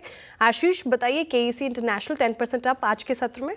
देखिए, बड़े ऑर्डर विन्स हैं, 1402 करोड़ के ऑर्डर्स मिले हैं, और कंपनी ने बताया कि अलग अलग सेगमेंट में यहाँ पर ऑर्डर्स मिलते नजर आए। एक तो ट्रांसमिशन एंड डिस्ट्रीब्यूशन है, सिविल है, केबल्स एंड कंडक्टर्स, इस सेगमेंट में ऑर्डर्स मिले। और इसी के साथ अगर आप देखें तो साल की शुरुआत से लेकर अब तक जो ऑर्डर इनटेक है ये तकरीबन 8,400 करोड़ के पार चला गया। अब क्वार्टर 1 की जब इन्वेस्टर प्रेजेंटेशन अपलोड हुई थी तब कंपनी ने जानकारी देकर ये बताया था कि जो टोटल ऑर्डर बुक है अब 40,000 करोड़ के पार जा चुकी है। और साथ में अगर आप देखें तो जो हाई ग्रोथ सेगमेंट है, मिसाल के तौर पर कवच रेलवे सेगमेंट है, इसमें काफ़ी बढ़िया ग्रोथ देखने को मिल रही है। क्वार्टर 1 में इसकी रेवेन्यू 471 करोड़ की थी और मैनेजमेंट का मानना है कि इस सेगमेंट में आगे भी बढ़िया ग्रोथ आपको देखने को मिल सकती है। अब खास बात केईसी इंटरनेशनल की है कि बहुत डाइवर्सिफाइड ऑर्डर बुक है। अगर आप देखें तो ट्रांसमिशन एंड डिस्ट्रीब्यूशन यहाँ से 60% ऑर्डर इनटेक्स हैं, सिविल से 28 है, ट्रांसपोर्टेशन से 9% है और अदर से 3% के आसपास है। लेकिन साथ में अगर आप देखें तो जोग्राफिकली भी ये काफ़ी वेल डाइवर्सिफाइड नजर आते हैं, जहां पर डोमेस्टिक ऑर्डर्स हैं इनके करीब 65% और 35% इंटरनेशनल। लेकिन बड़े ऑर्डर विन्स और मजबूत ऑर्डर विन के चलते अगर आप देखें तो स्टॉक में बढ़िया तेजी नजर आएगी। ओके, केस इंटरनेशनल 10% ऊपर, शुक्रिया आशीष। तो ये आज का one of the stocks of the day. अब आगे बढ़ते हैं और धमाकेदार ऑप्शंस का समय हुआ। हमारे साथ मानस जी, शिल्पा जी और राजेश जी हैं धमाकेदार ऑप्शंस के लिए। शिल्पा जी बताइए क्या पिक किया आपने? जी बिल्कुल अनुज जी, ये धमाकेदार ऑप्शन के लिए टोरेंट फार्मा पे ध्यान जा रहा है। टोरेंट फार्मा मुझे लगता है यहाँ पे 3720 3750 के लिए एकदम तैयार है। तो यहाँ पे 3700 का कॉल ऑप्शन जो रफली 39.5 रुपीज के अराउंड ट्रेड कर रहा है, आप इसमें पार्टिसिपेट कर सकते हैं। स्टॉप लॉस आप यहाँ पे 27 का रखिए। पहला टारगेट रहेगा 52 का, इसके ऊपर सस्टेन होता है तो आप 58 से लेकर 65 भी एक्सटेंडेड टारगेट्स एक्सपेक्ट कर सकते हैं। ओके, टोरेंट फार्मा 3700 की कॉल। राजेश पालविया जी, आप ऑप्शंस पे क्या पिक करेंगे? तो अगेन वीरेन जी, ऑटोमोबाइल स्पेस पे ही अशोक लीलैंड यहाँ पे पसंद आ रहा है। Series of higher top higher bottom formation है और जिस तरीके से स्टॉक में एक sustain buying interest daily weekly time frame पे देखने को मिला है, हमें लगता है अशोक लीलैंड का यहाँ पे 135 की स्ट्राइक का कॉल ऑप्शन बाय किया जा सकता है, जो कि करीब ₹1.50 के आसपास ट्रेड कर रहा है। यहाँ पे बाय किया जा सकता है और अपसाइड में हमें लगता है यहाँ पे ₹4 से ₹4.5 तक के अपसाइड के टारगेट बनते हुए दिख सकते हैं। तो अशोक लीलैंड पे व्यू बुलिश है। स्टॉप लॉस रखना है करीब 0.75 पैसे का। अशोक लीलैंड धमाकेदार ऑप्शन के लिए राजेश पालवे जो कि पिक। क्वार्टर वन नतीजे काफ़ी अच्छे, ऑटो स्पेस फोकस में, साथ ही ब्रोकरेजेस भी बुलिश। तो तमाम फैक्टर्स अशोक लीलैंड को अब टॉप गेनर्स में शामिल है वायदा के। मानस जी आप बताइए आपने क्या पिक किया है धमाकेदार ऑप्शन के लिए? तो देखिए शेयर जी, अदानी टोटल गैस में खरीदारी करने की राय रहेगी। यहाँ पर अगर आप देखें तो कंसोलिडेशन देखने को मिला था, लेकिन एटीजीएल ने आज अपने 22 मूविंग एवरेज को रीगेन कर लिया है। तो इसके ऑप्शन में खरीदारी करेंगे। 620 का जो कॉल ऑप्शन 16-17 रुपए के आसपास ट्रेड हो रहा है, इसमें आपको 11 रुपए का स्टॉप लॉस लगाना है और 28 रुपए के टारगेट सेट करने हैं। डिस्क्लोजर है कि इस ऑप्शन में हमने अपने क्लाइंट्स को भी रिकमेंडेशन दिया हुआ है। ओके, अदानी टोटल गैस की कॉल 620 की। तो 3 यहाँ पे ट्रेड्स पूरे हुए, शिल्पा जी और मानस जी और साथ ही साथ राजेश पालवे जी। 24920 55,819। अनुज ठीक है 25,000 निकला नहीं, बट समहाउ कोलैप्स भी नहीं है। जो पॉइंट हमें आज मिला ओपनिंग के वक्त 25,000 मिडवे में हैंग कर रहे हैं। इसे हैंग शब्द अच्छा है बट स्केप्टिकल है अभी, है ना? क्या लगता है? देखिए फिर एक चीज़ है कि आज का लो जो है 24,852। अब उसका सिग्निफिकेंस समझिए आप। शुरुआत वहीं पर हुई, वहाँ से रैली हुई, उसके बाद हम नीचे आए, वहीं पर वापस घूम गए। तो अब सिस्टम ने आपको एक नया सॉर्ट ऑफ स्टॉप लॉस दे दिया 24,850 का। लेकिन इसमें एक चीज़ अच्छी है, अब तक 24,850 आपके लिए सबसे बड़ी रेजिस्टेंस थी। और एक चीज़ अच्छी हो रही है, आज हम होपफुली, अब 45 मिनट्स बचे हैं, होपफुली हम 20 डेमा के ऊपर सिग्निफिकेंट गैप के साथ बंद होंगे। करीब करीब 200 पॉइंट के एक कुशन के साथ बंद होंगे 200 डेमा के 20 डेमा के। आई थिंक इसको आप इसमें जोड़ दें कि पिछले हफ्ते हमने फर्स्ट वीकली ग्रीन कैंडल बनाई 6 हफ्तों के बाद।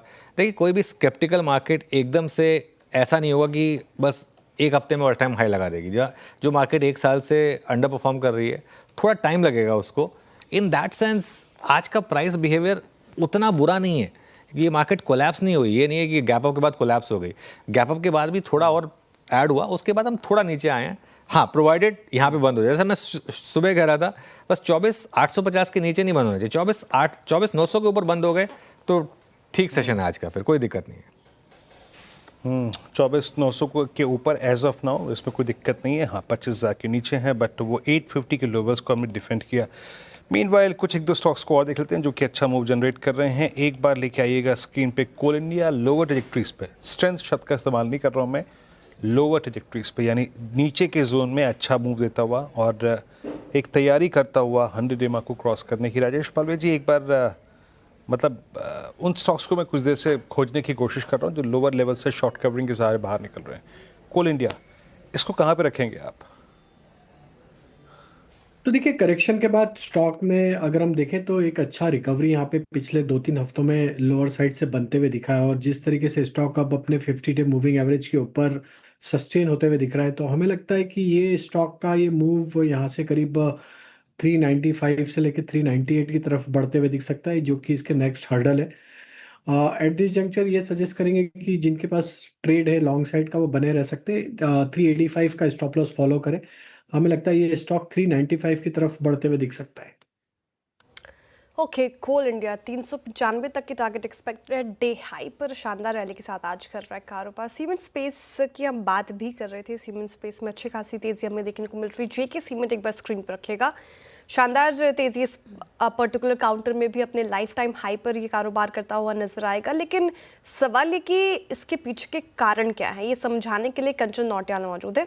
कंचन बताइए। जी, जैसे कि हमने पीएम मोदी की स्पीच सुनी थी, जीएसटी रेट कट को लेके पूरा का पूरा जो बज़ है मार्केट के सेंटिमेंट उसे कहीं ना कहीं सुधरते हुए दिखाई दिए। पर्टिकुलरली सेक्टर की बात करें तो ऑलमोस्ट सारे ही शेयर्स इस टाइम पे इन ग्रीन ट्रेड कर रहे हैं। लेकिन यहाँ पे इसके अलावा जीएसटी रेट कट के अलावा एक और बड़ी वजह है इसके पीछे की तेज़ी का, क्योंकि कंपनी ने अपने एक्सपेंशन प्लान जो है वो सामने रख दिया है। कंपनी का कहना है कि 4 मिलियन टन क्लिंकर और 3 मिलियन टन की जो इनकी ग्राइंडिंग यूनिट है उसको सेटअप किया जाएगा जैसलमेर और राजस्थान में। साथ ही साथ 2 मिलियन टन की ग्राइंडिंग यूनिट को भी राजस्थान और पंजाब में सेटअप किया जाएगा। यही नहीं बल्कि कंपनी ने अपने केपेक्स का भी ऐलान किया है जो है करीब करीब 4,810 करोड़ का, और माना ये जा रहा है कि सितंबर 2027 तक ये सारे के सारे जो एक्सपेंशन प्लान हैं हमें कमीशन होते हुए दिखाई देंगे।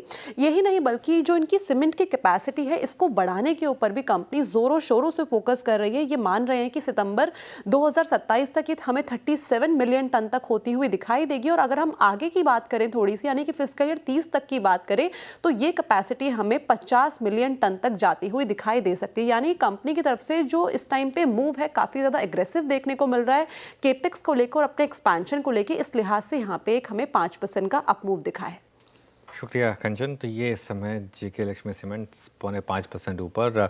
चलिए 4 का चौका का सीक्वेंस बताते हैं आपको। शिल्पा जी के पास चलेंगे सस्ता ऑप्शन के लिए, फिर चलेंगे राजेश पालवे जी के पास एफएन सुपरस्टार ट्रेड के लिए, मानस जी के पास चार्ट का चमत्कार, और शरद अवस्थी जी के पास मिड कैप फंडा के लिए। शिल्पा जी बताइए सस्ता ऑप्शन क्या रहेगा? जी बिल्कुल अनुज जी, सस्ता ऑप्शन के लिए डिमार्ट पे ही ध्यान है। डिमार्ट में बहुत स्ट्रेंथ है, यहाँ पे 4800 आते हुए आपको दिखेंगे। तो 4600 का कॉल ऑप्शन जो रफली यहाँ पे 62 रुपीज में ट्रेड कर रहा है, आप इसमें पार्टिसिपेट कीजिए। स्टॉप लॉस आप यहाँ पे 38 का मेंटेन कीजिए।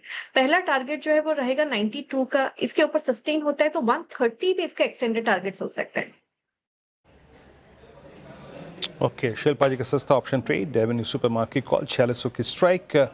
राजेश पालवे जी आपका ट्रेड?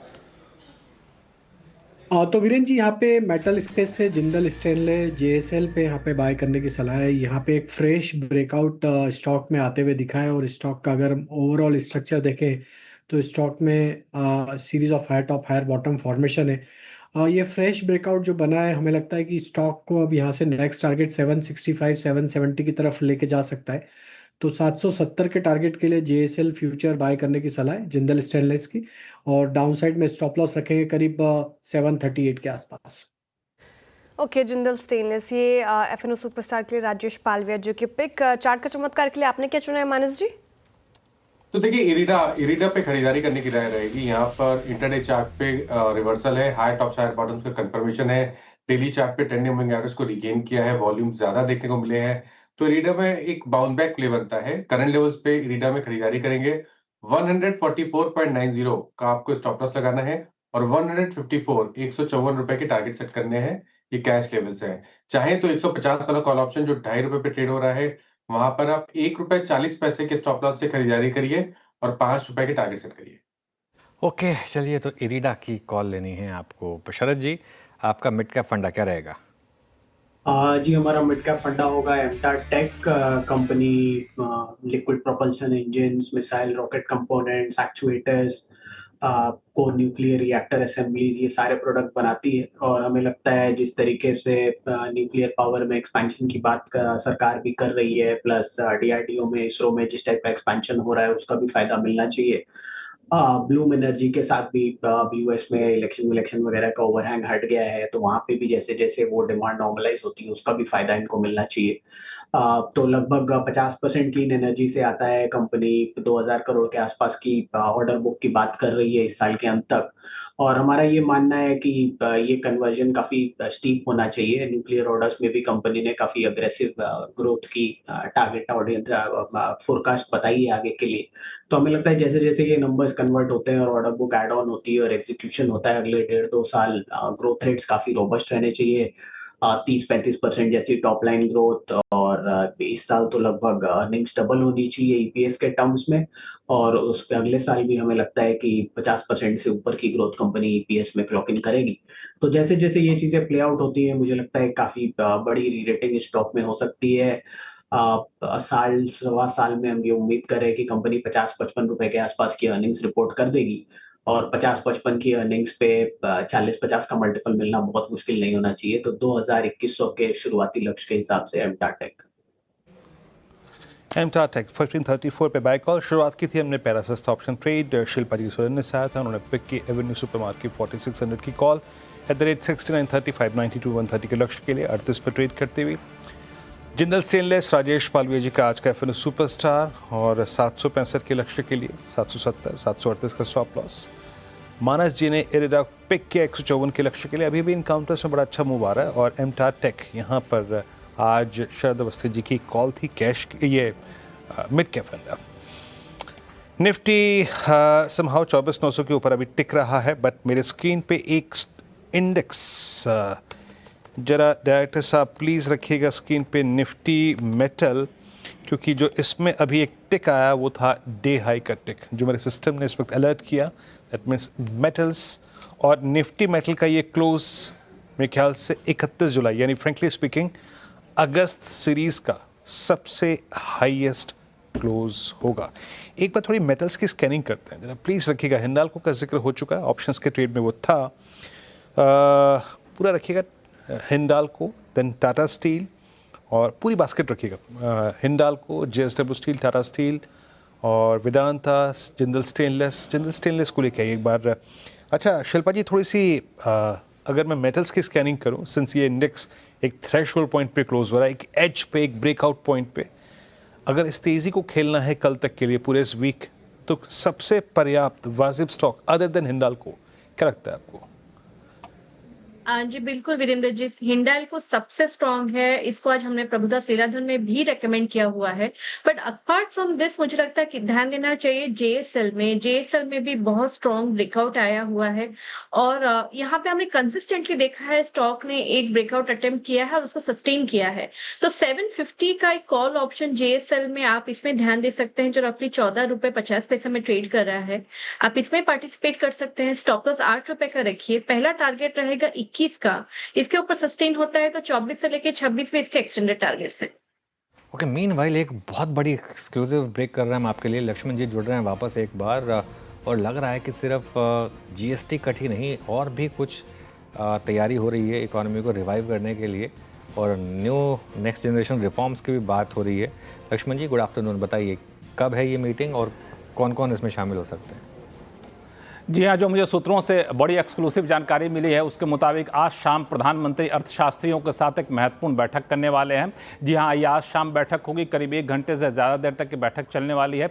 इसमें देश के नामी गिरामी अर्थशास्त्रियों को बुलाया गया है, अलग अलग संस्थाओं से जुड़े अर्थशास्त्रियों को बुलाया गया है। वित्त मंत्री निर्मला सीतारमण इस बैठक में शामिल होंगी। नीति आयोग के अधिकारी भी इस बैठक में शामिल हो सकते हैं, ऐसा मुझे सूत्रों से जानकारी मिली है। और इस बैठक में सबसे बड़ा मुद्दा यह है कि अर्थव्यवस्था में नेक्स्ट जनरेशन रिफॉर्म कैसे किया जाए, कैसे कर सकते हैं, उसकी रणनीति क्या होनी चाहिए, उसकी इस बैठक में चर्चा होने की संभावना जताई जा रही है।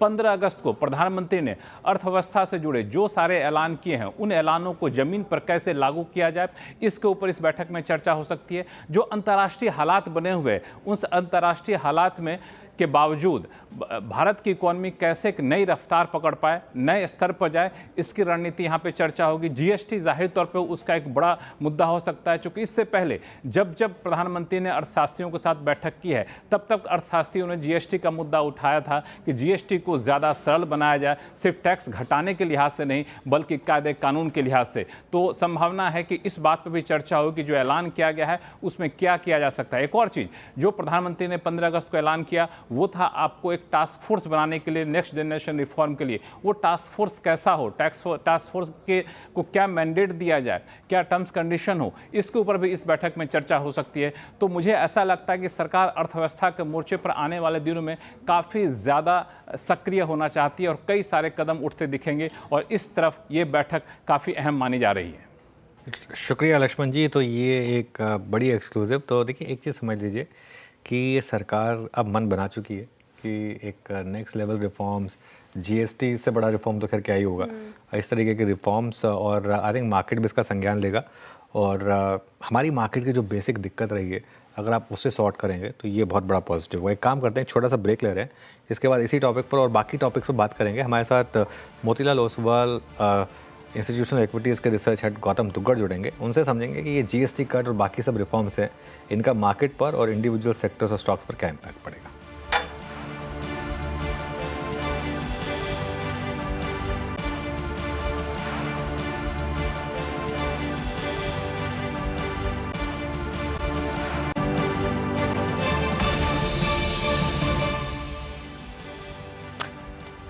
Welcome back. चलिए, अब हमारे साथ मोतीलाल ओसवाल इंस्टीट्यूशनल इक्विटीज़ के रिसर्च हेड गौतम दुग्गड़ जुड़े हैं, उनसे समझते हैं अब मार्केट में क्या अप्रोच है। Gautam ji, good afternoon. सबसे पहले तो जो 15 अगस्त को प्राइम मिनिस्टर ने अनाउंस किया, आज सुबह सुबह हमने इम्पैक्ट देखा, इतना बड़ा मार्केट में मूव आया। हालांकि अभी भी एक डाउट है मार्केट में कि क्या ये गैप अप टिकेगा या नहीं टिकेगा, एफआईआई सेलिंग करने तो नहीं आ जाएंगे वापस। मैं इंडिविजुअल सेक्टर्स पर आऊँगा, पहले एक मार्केट पर आपका व्यू हो जाए।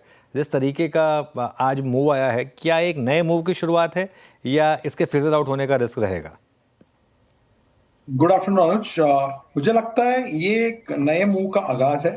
आप देखिए, एक साल से मार्केट कहीं नहीं गया है। एक साल पहले जो मार्केट का स्तर था, आज भी वही स्तर है और होना भी चाहिए, क्योंकि अर्निंग्स भी कहीं नहीं गई है पिछले एक साल में। FY25 का पूरा कॉर्पोरेट अर्निंग्स जो था फ्लैट था, राइट। पिछले 6 महीने से हम देख रहे हैं कि गवर्नमेंट और आरबीआई काफी स्टेप्स ले चुके हैं फिस्कल और मॉनेटरी ग्रोथ रिवाइव करने को लेके। आरबीआई ने रेट कट किया, फिर लिक्विडिटी डाली, फिर सीआरआर कट किया। गवर्नमेंट ने बजट में पहली बार कम कैपेक्स से हटके कंजम्पशन पे फोकस किया और थोड़े से इनकम टैक्स के रेट कम किए, राइट। उसके बाद हमने अब ये जो कल बड़ा मूव सुनने में आया है, हालांकि इसके डिटेल्स आने, फाइनल डिटेल्स आने अभी बाकी है, बट इतने highest authority of the country has said that there is going to be a reduction in GST. तो मुझे लगता है कंजम्पशन के लिए काफी बढ़ावा रहेगा इसको। दूसरा, मॉनसून काफी अच्छा रहा है और अब फेस्टिव सीजन भी कॉर्नर पे ही है। तो मुझे लगता है जितने स्टेप्स लिए गए पिछले 5-6 महीने में, कहीं ना कहीं गवर्नमेंट ने व्यू बनाया है कि हमको ग्रोथ को ऊपर उठाना है। दूसरा, जो यूएस टैरिफ को लेके काफी एक अनसर्टेनिटी का माहौल बनता जा रहा था इकोनॉमी और मार्केट्स में, उससे भी इस तरह के न्यूज फ्लो का एक पॉजिटिव बदलाव आएगा। अभी देखिए, आप कुछ दिनों के लिए हेडलाइंस चेंज हो जाएंगी यूएस टैरिफ से लेके जीएसटी के डिस्कशन पे, साथ ही साथ आपका रेटिंग अपग्रेड भी हो गया, जो मुझे लगता है इक्विटी मल्टीपल्स के लिए बहुत अच्छा है। तो जो एक साल का कंसोलिडेशन हुआ है, फ्लैट अर्निंग्स थी, और ये सारे जो कदम गवर्नमेंट और आरबीआई ने उठाए, इसका इम्पैक्ट आपको 2-3 महीने में दिखना चालू हो जाएगा। और सबसे अच्छी बात यह है, जो कि हम हमेशा कहते आए, कि मार्केट उतना ही रिटर्न देता है जितना कॉर्पोरेट अर्निंग्स ग्रो करती है। इस साल हमारा अनुमान है 9 से 10% कॉर्पोरेट अर्निंग्स ग्रोथ का। पहला क्वार्टर में हमारे कवरेज में 11% और निफ्टी में 8% अर्निंग्स आया है, और मिड कैप्स ने करीबन 17-18% अर्निंग्स ग्रोथ किया इस क्वार्टर में भी, जो हमारा 320 कंपनीज का कवरेज यूनिवर्स है। तो कॉर्पोरेट अर्निंग्स का पिकअप होना बहुत ही अच्छा शगुन है मार्केट के लिए आगे बढ़ने के लिए। और ये जो बाकी सारे स्टेप्स लिए, उसका इंपैक्ट आपको अगले 2-3 महीने में होता हुआ दिखेगा। और लिक्विडिटी हमेशा से अच्छी रही है डोमेस्टिक, हालांकि फॉरेनर्स हैव बीन सेलिंग, लेकिन फॉरेन सेलिंग भी अगर आप देखें पिछले 5 साल से बेच ही रहे हैं। टोटल 5 साल का आप आंकड़ा देखेंगे तो -3 बिलियन डॉलर है। पिछले 18 महीने का आंकड़ा देखोगे आप तो करीबन 12-13 बिलियन डॉलर है। तो फॉरेन सेलिंग कोई नया ऐसा न्यूज नहीं है इंडियन मार्केट के लिए। पिछले 5 साल से क्यूमुलेटिव फॉरेनर्स ने इक्विटीज में सेलिंग ही की है। वो माइनस जो 5 साल का एफआईएस का आंकड़ा है, उसके सामने डोमेस्टिक का आंकड़ा है +171 बिलियन डॉलर्स। हमारा शेयर होल्डिंग पैटर्न अगर आप देखेंगे, जून का, मार्च में ही चेंज हो गया था, जून में और आगे बढ़ गया। डोमेस्टिक है, जो डोमेस्टिक इन्वेस्टर्स है, उनका शेयर होल्डिंग फॉरेन होल्डिंग से पहली बार मार्च में आगे बढ़ा था, और उसमें 20 बेसिस पॉइंट की और बढ़ोतरी जून में हुई है। तो मुझे लगता है कि जितना भी कंसोलिडेशन हुआ है, ये आगे के मुंह के लिए काफी अच्छा चीज है। और जितने भी स्टेप्स अभी तक गवर्नमेंट आरबीआई ने लिए, प्लस कॉर्पोरेट अर्निंग्स में जो रिकवरी आ रही है, कहीं ना कहीं मार्केट को जरूर सपोर्ट करेगा। चलिए, ठीक है। अब बात करते हैं गौतम जी उस सेक्टर की जिसने आज इस तेजी को लीड किया, ऑटोज। चाहे मारुति हो या टीवीएस हो या हीरो हो, सब में शानदार मूव। इस स्पेस में आपका व्यू क्या है और यहाँ पर आपकी प्रेफर्ड पिक्स क्या होंगी? अनुज, जो हमने जुलाई में मॉडल पोर्टफोलियो पब्लिश किया था, उसमें हमने ऑटो को अपग्रेड किया था अंडरवेट से न्यूट्रल पे। पिछले 2-3 साल से हमारा प्रेफरेंस M&M की तरफ रहा है कंपेयर टू मारुति। हमने 3 साल पहले मारुति से पूरा शिफ्ट M&M में किया था, जब मारुति 8,000 था और M&M 900 रुपया था। TVS one of our most favourite stock, not just in auto, across coverage universe, क्योंकि सबसे ज्यादा कंसिस्टेंट परफॉर्मेंस रही है टीवीएस की। अकेले ऐसी कंपनी हमारे कवरेज यूनिवर्स के 320 स्टॉक में जहां पे पिछले 15-20 क्वार्टर से लगातार 15% प्लस EBITDA ग्रोथ आ रहा है। हालांकि ये क्वार्टर भी शानदार रहा है, 35% अर्निंग्स ग्रोथ रहा है। इसके अलावा हमें मारुति और हिंडई, ये दो स्टॉक्स पसंद है। तो हमारा झुकाव थोड़ा सा 4 व्हीलर की तरफ है, और विद इन 4 व्हीलर अभी तक हमारा झुकाव एसयूवी की तरफ था। लेकिन ये जो मूव आया है अभी जीएसटी का, जिसका बेनिफिट मुझे लगता है स्मॉल कार्स को ज्यादा होगा, जहां पे मारुति का एक बहुत ही तगड़ा मार्केट शेयर होता है, तो मारुति को भी एक बेनिफिट मिलने की संभावना है। जहां तक ओवरऑल टॉप डाउन व्यू है, ऑटो हम पिछला 1 साल अंडरवेट थे, जुलाई के हमने प्रीव्यू में उसको अपग्रेड करके ओवरवेट न्यूट्रल किया है। ओके अच्छा गौतम जी, एक और स्पेस जिसने शायद इस पूरी तेज़ी में हालिया मतलब पार्टिसिपेट नहीं किया, वो थे वाइट गुड। आज का दूसरा ऐसा स्पेस जो कि सबसे स्ट्रॉन्ग है, वो थोड़े अर्ली मॉनसून जो था या फिर कुछ शावर्स थे, उन्होंने शायद तापमान को उतना बढ़ने नहीं दिया, सेल्स पर शायद इम्पैक्ट होगा। इम्पैक्ट कितना था, और प्लस आज का ये जीएसटी रेशनलाइज का इम्पैक्ट, ऐसे में वाइट गुड को कैसे देखते हैं? क्या यहाँ पे अच्छे रिवॉर्ड्स मिल सकते हैं? आपकी रीडिंग क्या कहती है इस वक्त? वीरेंद्र जी, मुझे लगता है व्हाइट गुड्स में आपको काफी सिलेक्टिव रहना पड़ेगा, डिपेंडिंग ऑन कौन सा कंपनी किस सेगमेंट में ज्यादा स्ट्रांग है वो देखते हुए। जहां तक ओवरऑल, बिकॉज ये कंजम्पशन का ही एक सेगमेंट है, जहां तक ओवरऑल कंजम्पशन का सवाल रहा है वीरेंद्र जी, हमारा पिछले 4 साल से कंज्यूमर डिस्क्रिशनरी पे बहुत बड़ा ओवरवेट रहा है, स्टेपल्स पे अंडरवेट रहा है। हमने जुलाई में स्टेपल्स को 0 कर दिया था। एक ही स्टॉक था हमारे मॉडल पोर्टफोलियो में कंज्यूमर स्टेपल्स का, हिंदुस्तान लीवर, उसको भी हमने पोर्टफोलियो से निकाल के वो वेट भी हमने डिस्क्रिशनरी में ट्रांसफर कर दिया था। तो मुझे लगता है व्हाइट गुड्स के मामले में एक जो हमेशा से दिक्कत रही है, अनसर्टेनिटी रही है, आपको वेदर एक्सपर्ट बनना पड़ता है इसमें, कि बारिश ज्यादा होगी या कम होगी, धूप ज्यादा रहेगी या कम रहेगी, एसी कब बिकेगा नहीं बिकेगा, वो मुझे थोड़ा डिफिकल्ट लगता है from a slightly longer term point of view predict करना। सो इससे अच्छा है कि हम डिस्क्रिशनरी में जो सेगमेंट में एक स्ट्रक्चरल तेजी दिख रही है, चाहे ज्वेलरी हो, चाहे होटल हो, चाहे अपैरल हो, एयरलाइंस हो, या बेवरेजेस हो, तो ये स्टॉक्स हमारे मॉडल पोर्टफोलियो में है। Titan, Indian hotel, page, Jubilant food works, और हाल ही में हमने रैडिको खैतान डाला था, वो भी डिस्क्रिशनरी सेगमेंट को रिप्रेजेंट करता है। इसके अलावा हमें इंडिगो एयरलाइंस, वरुण बेवरेजेस, ये स्टॉक ज्यादा पसंद है व्हाइट गुड्स के कंपैरिजन में। Not taking anything away from white goods, जो जीएसटी कट होगा उसका डेफिनेटली उनको फायदा होगा, बट मुझे लगता है पोर्टफोलियो के हिसाब से अगला 1-3 साल अगर आप नजरिया रखते हैं, तो कंज्यूमर डिस्क्रिशनरी में ज्यादा पैसा बनने का आसार मुझे लगता है। Okay, Gautam ji good afternoon. Shreya बात कर रही हो। तो कंजप्शन बास्केट काफ़ी बड़ा है, आपने सेग्रीगेट करके बता ही दिया कहाँ पे आप ओवरवेट हैं, कहाँ फिलहाल थोड़ा अंडरवेट या कॉशियस रुख है आपका। तीसरा जो सेक्टर आज काफ़ी फोकस में, एक मेटल स्पेस, अगर आप देखें तो इस पूरे स्पेस में करीब 2% से ज़्यादा की तेज़ी आज हमें देखने को मिली है। हिंडाल्को ले लीजिए, JSW स्टील, सभी में अच्छी खासी तेज़ी। इस स्पेस पर आपकी अप्रोच क्या है फिलहाल, और कोई ऐसे पिक्स इस स्पेस से आप बताना चाहेंगे हमें?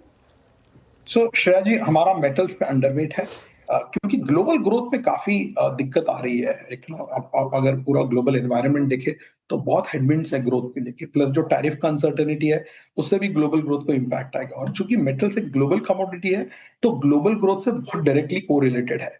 प्लस जो चाइना का सप्लाई डिमांड इक्वेशन रहता है, उससे भी उस पर बहुत फर्क पड़ता है। तो यहाँ पे आप एक लंबा व्यू कभी नहीं बना सकते, चाहे तेजी हो चाहे मंदी हो। तो आपको इसमें बहुत अजाइल एंड फ्लेक्सिबल रहना होता है। 3-3, 6-6 महीने का व्यू आपको मेटल्स, ऑयल एंड गैस के सेक्टर में रखना होता है, कमोडिटी प्राइसेस के डायरेक्शन को देख के। तो हमारा व्यू काफी सॉफ्ट है मेटल्स में, हम अंडरवेट है। विद इन मेटल्स जो स्टॉक हमें पसंद है वो है जिंदल स्टेनलेस और हिंडाल्को। ये दो स्टॉक हमें मेटल सेक्टर के अंदर पसंद है, but overall top down metals पे हमारा अभी भी अंडरवेट है। ओके, चलिए, मेटल्स पे भी थोड़ा अंडरवेट है। मार्केट थोड़ा सा और हल्का सा ऊपरी स्तरों से हल्का हुआ।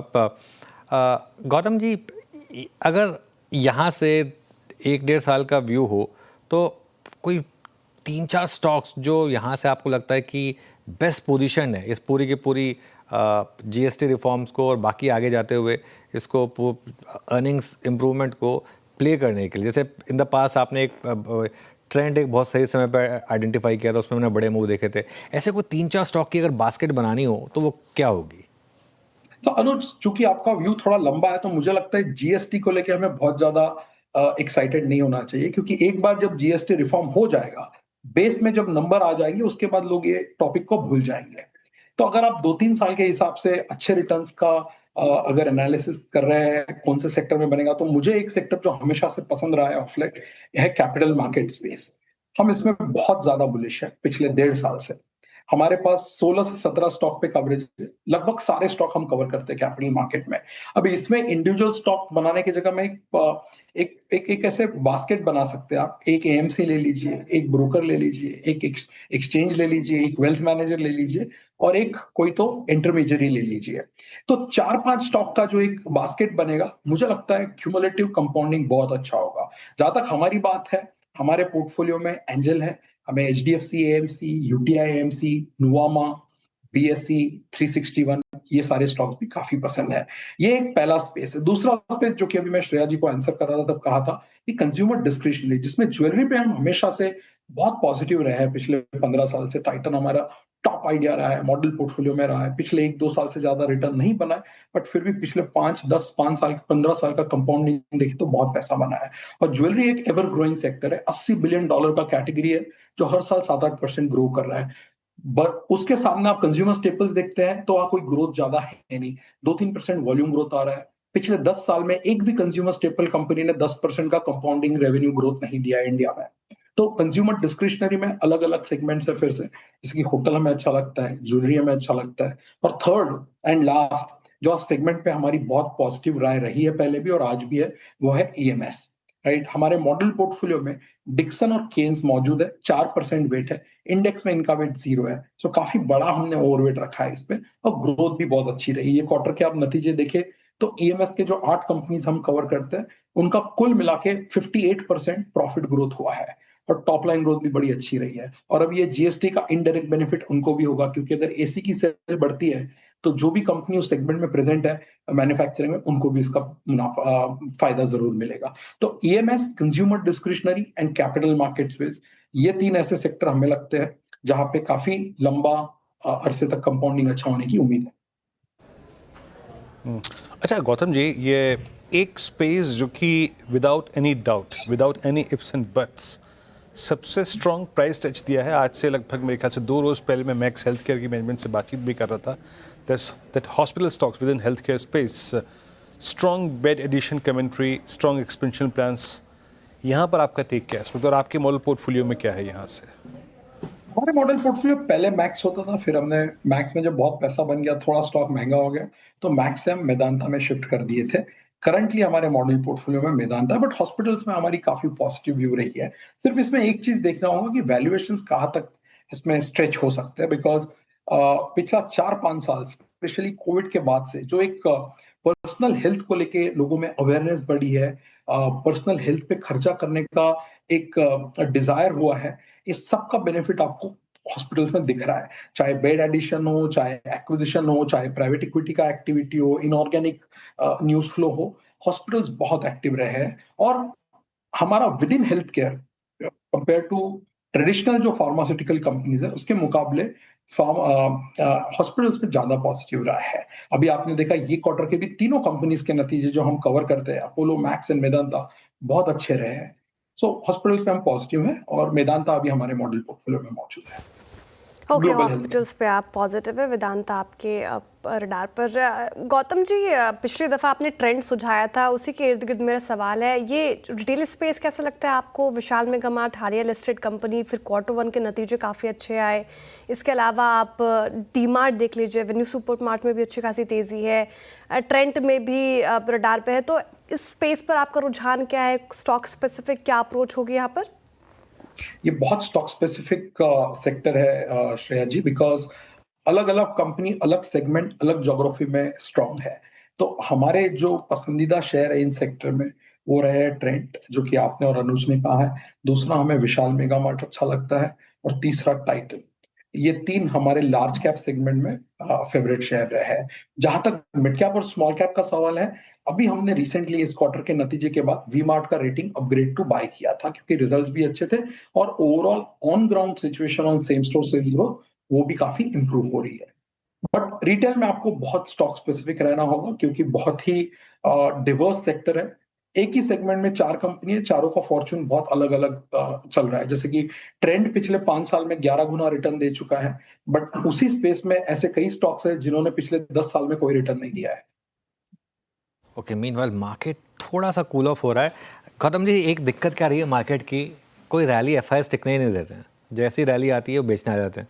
और एफ&ओ में देखिए क्या मैसिव शॉर्ट पोजीशनिंग है उनकी। क्या ये रिस्क रहेगा कि, और क्या आज भी ऐसा होने का रिस्क रहा होगा कि आज जो रैली टिक नहीं पाई उसका भी एक कारण शायद यही रहा हो? अनुज, ये बताना बहुत मुश्किल होगा, बट कहीं ना कहीं मुझे लगता है ये बहुत अच्छी चीज है कि हमारा मार्केट अब इतना मच्योर हो गया है। 5.5 ट्रिलियन के मार्केट कैप पे 5 साल से लगातार एफआई का सेलिंग एब्जॉर्ब किया है, राइट। $171 बिलियन जो डोमेस्टिक का आया है, उसके सामने एफआई ने $12-13 बिलियन की सेलिंग की है पिछले 5 साल में, या $4-5 बिलियन की। 12-13 पिछले 18 महीने का नंबर है। सप्लाई भी बहुत रहा है कॉर्पोरेट के एंड से, चाहे आप आईपीओ लीजिए, क्यूआईपी लीजिए, प्रोमोटर सेलिंग रही है। तो मार्केट ने बहुत ही मैच्योरिटी दिखाई है despite so many challenges, headwinds. इसका एक रीजन ये भी है कि डोमेस्टिक सेवर्स जो है उनके पास आज कोई अल्टरनेट एसेट क्लास बचा नहीं है जहां पे एक अच्छा हेल्दी रिटर्न मिल पाए। बैंक्स के सेविंग अकाउंट्स के रेट भी गिर गए, एफडी आपको 6%, 6.5% दे रहा है बिफोर इन्फ्लेशन, बिफोर टैक्स। सो इक्विटीज ऑटोमेटिकली एक उभरता हुआ एसेट क्लास रहा है। इतना सब होने के बावजूद भी आज हम 28,500 करोड़ का एसआईपी देख रहे हैं monthly. Total house hold penetration of equity केवल 5.5 या 6% है। तो मुझे लगता है अभी काफी लंबा रास्ता हमको तय करना है। एफआईआईज जरूर आएंगे, क्योंकि from their point of view जब वो पूरा वर्ल्ड के मार्केट्स देखते हैं तो इंडिया एक स्टैंड आउट परफॉर्मर रहता है on growth, on demography, on diversity of sectors which are available, on diversity of investable stocks. आज हालांकि उनको वैल्यूएशंस महंगे लग रहे हैं पिछले 1-2 साल से, तो वो सेलिंग कर रहे हैं और डोमेस्टिक ने काफी अच्छे से उसको एब्जॉर्ब किया है। वो मार्केट का डेप्थ भी दर्शाता है। तो मैं उस पर ज्यादा उसको तवज्जो नहीं दूंगा कि वो कब आएंगे कब जाएंगे, क्योंकि ये प्रेडिक्ट करना भी बहुत डिफिकल्ट होता है और उसको प्रेडिक्ट करके भी हम कुछ उससे हासिल नहीं कर पाएंगे। चलिए गौतम जी, बहुत बहुत शुक्रिया आप इस चर्चा में शामिल हुए और उम्मीद करते हैं कि जब अगली बार आपसे मुलाकात होगी तो जिस जीएसटी रेट रेशनलाइज की हम बात कर रहे हैं वो वास्तविकता में परिवर्तित हो चुका होगा। बहुत बहुत शुक्रिया सर इस कार्यक्रम में शामिल होने के लिए, सभी सेक्टर्स पर के लिए। आप चलते जी, थैंक यू सर। अब आते हैं क्लोज की तरफ। अनुज, 24,877 डे लो से आप करीब अनुज 25 अंकों पर, कैसी लग रही है ये तो क्लोज?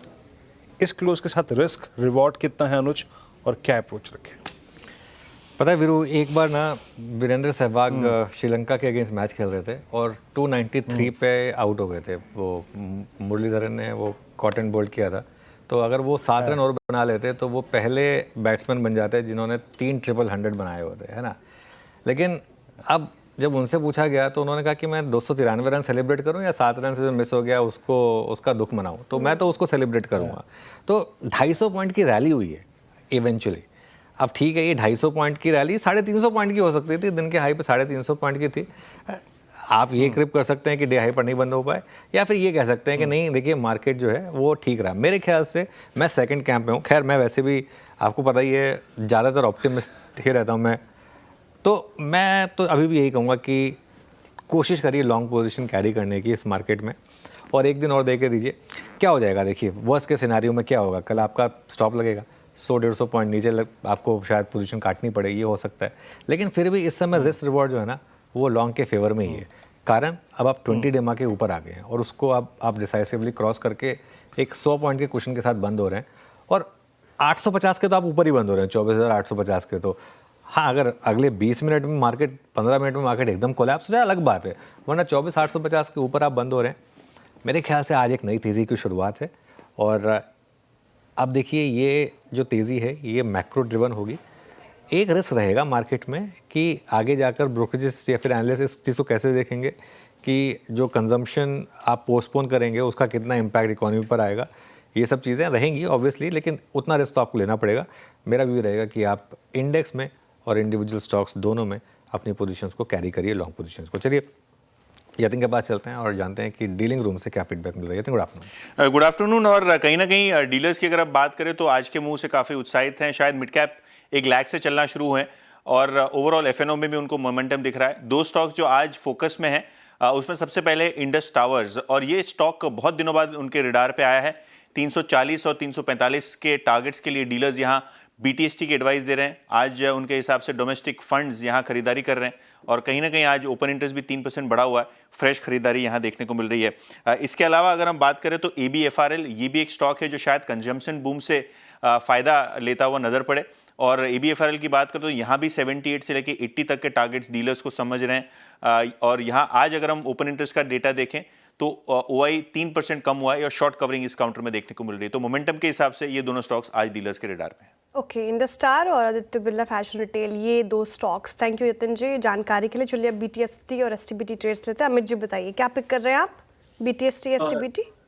जी श्रेया जी, BTST रहेगा। मैं ग्रासिम के साथ जाना चाहूंगा। ग्रासिम 2845 पे ट्रेड कर रहा है, इसे बाय करें। 2800 का स्टॉप लॉस रहेगा और 2950 के टारगेट्स रहेंगे। ओके, ग्रासिम 2846 आपका बाय कॉल है। राजेश पालवे जी, आप क्या पिक करेंगे? तो वीरेंद्र जी, पेटीएम यहाँ पे पसंद आ रहा है। पेटीएम में देखें तो एक कंटिन्यूटी बनी हुई है अप ट्रेंड की, और जिस तरीके से स्टॉक अब डे हाई की तरफ ही बंद होते हुए दिख रहा है, तो हमें लगता है पेटीएम का मोमेंटम यहाँ से 1200 की तरफ बढ़ते हुए दिख सकता है। डाउन साइड में स्टॉप लॉस जो रखना होगा करीब होगा 1165 रुपए के आसपास। ओके गावा सर, बताइए क्या पिक कर रहे हैं आप? मेरे ख्याल से लेना चाहिए JSW स्टील पर ध्यान देना चाहिए। यहाँ पर बहुत बढ़िया ब्रेकआउट मिला है और एक सस्टेन करना चाहिए। 1079 पर ट्रेड करा है और 1071 का स्टॉप लगाना चाहिए, करीब 8 रुपए का।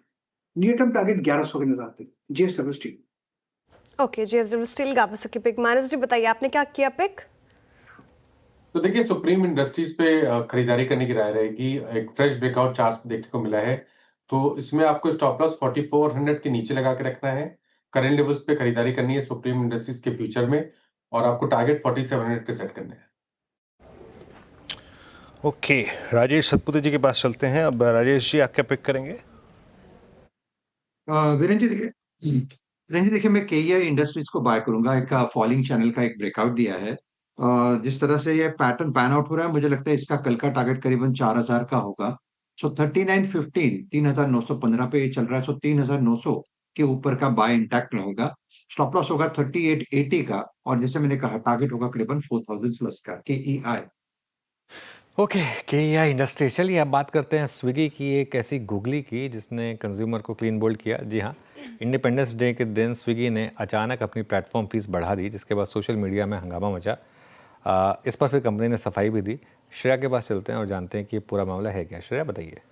बिल्कुल, जो कि आपने मेंशन किया, 15 अगस्त यानी कि इंडिपेंडेंस डे के दिन स्विगी ने अपनी प्लेटफॉर्म फ़ी को बढ़ा दिया। 12 रुपये प्लेटफॉर्म फ़ी अभी भी आपको देखने को मिलेगा, उसको बढ़ा कर 14 रुपये कर दिया। अब जब मैंने कंपनी से बात की तो उन्होंने कहा कि ये एक एक्सपेरिमेंट के तौर पर किया गया था, क्योंकि काफ़ी ज़्यादा डिमांड आ रही थी, तो डिमांड कंट्रोल करने के लिए 14 रुपये उस टाइम फ़ीस बढ़ाकर कर दी गई थी।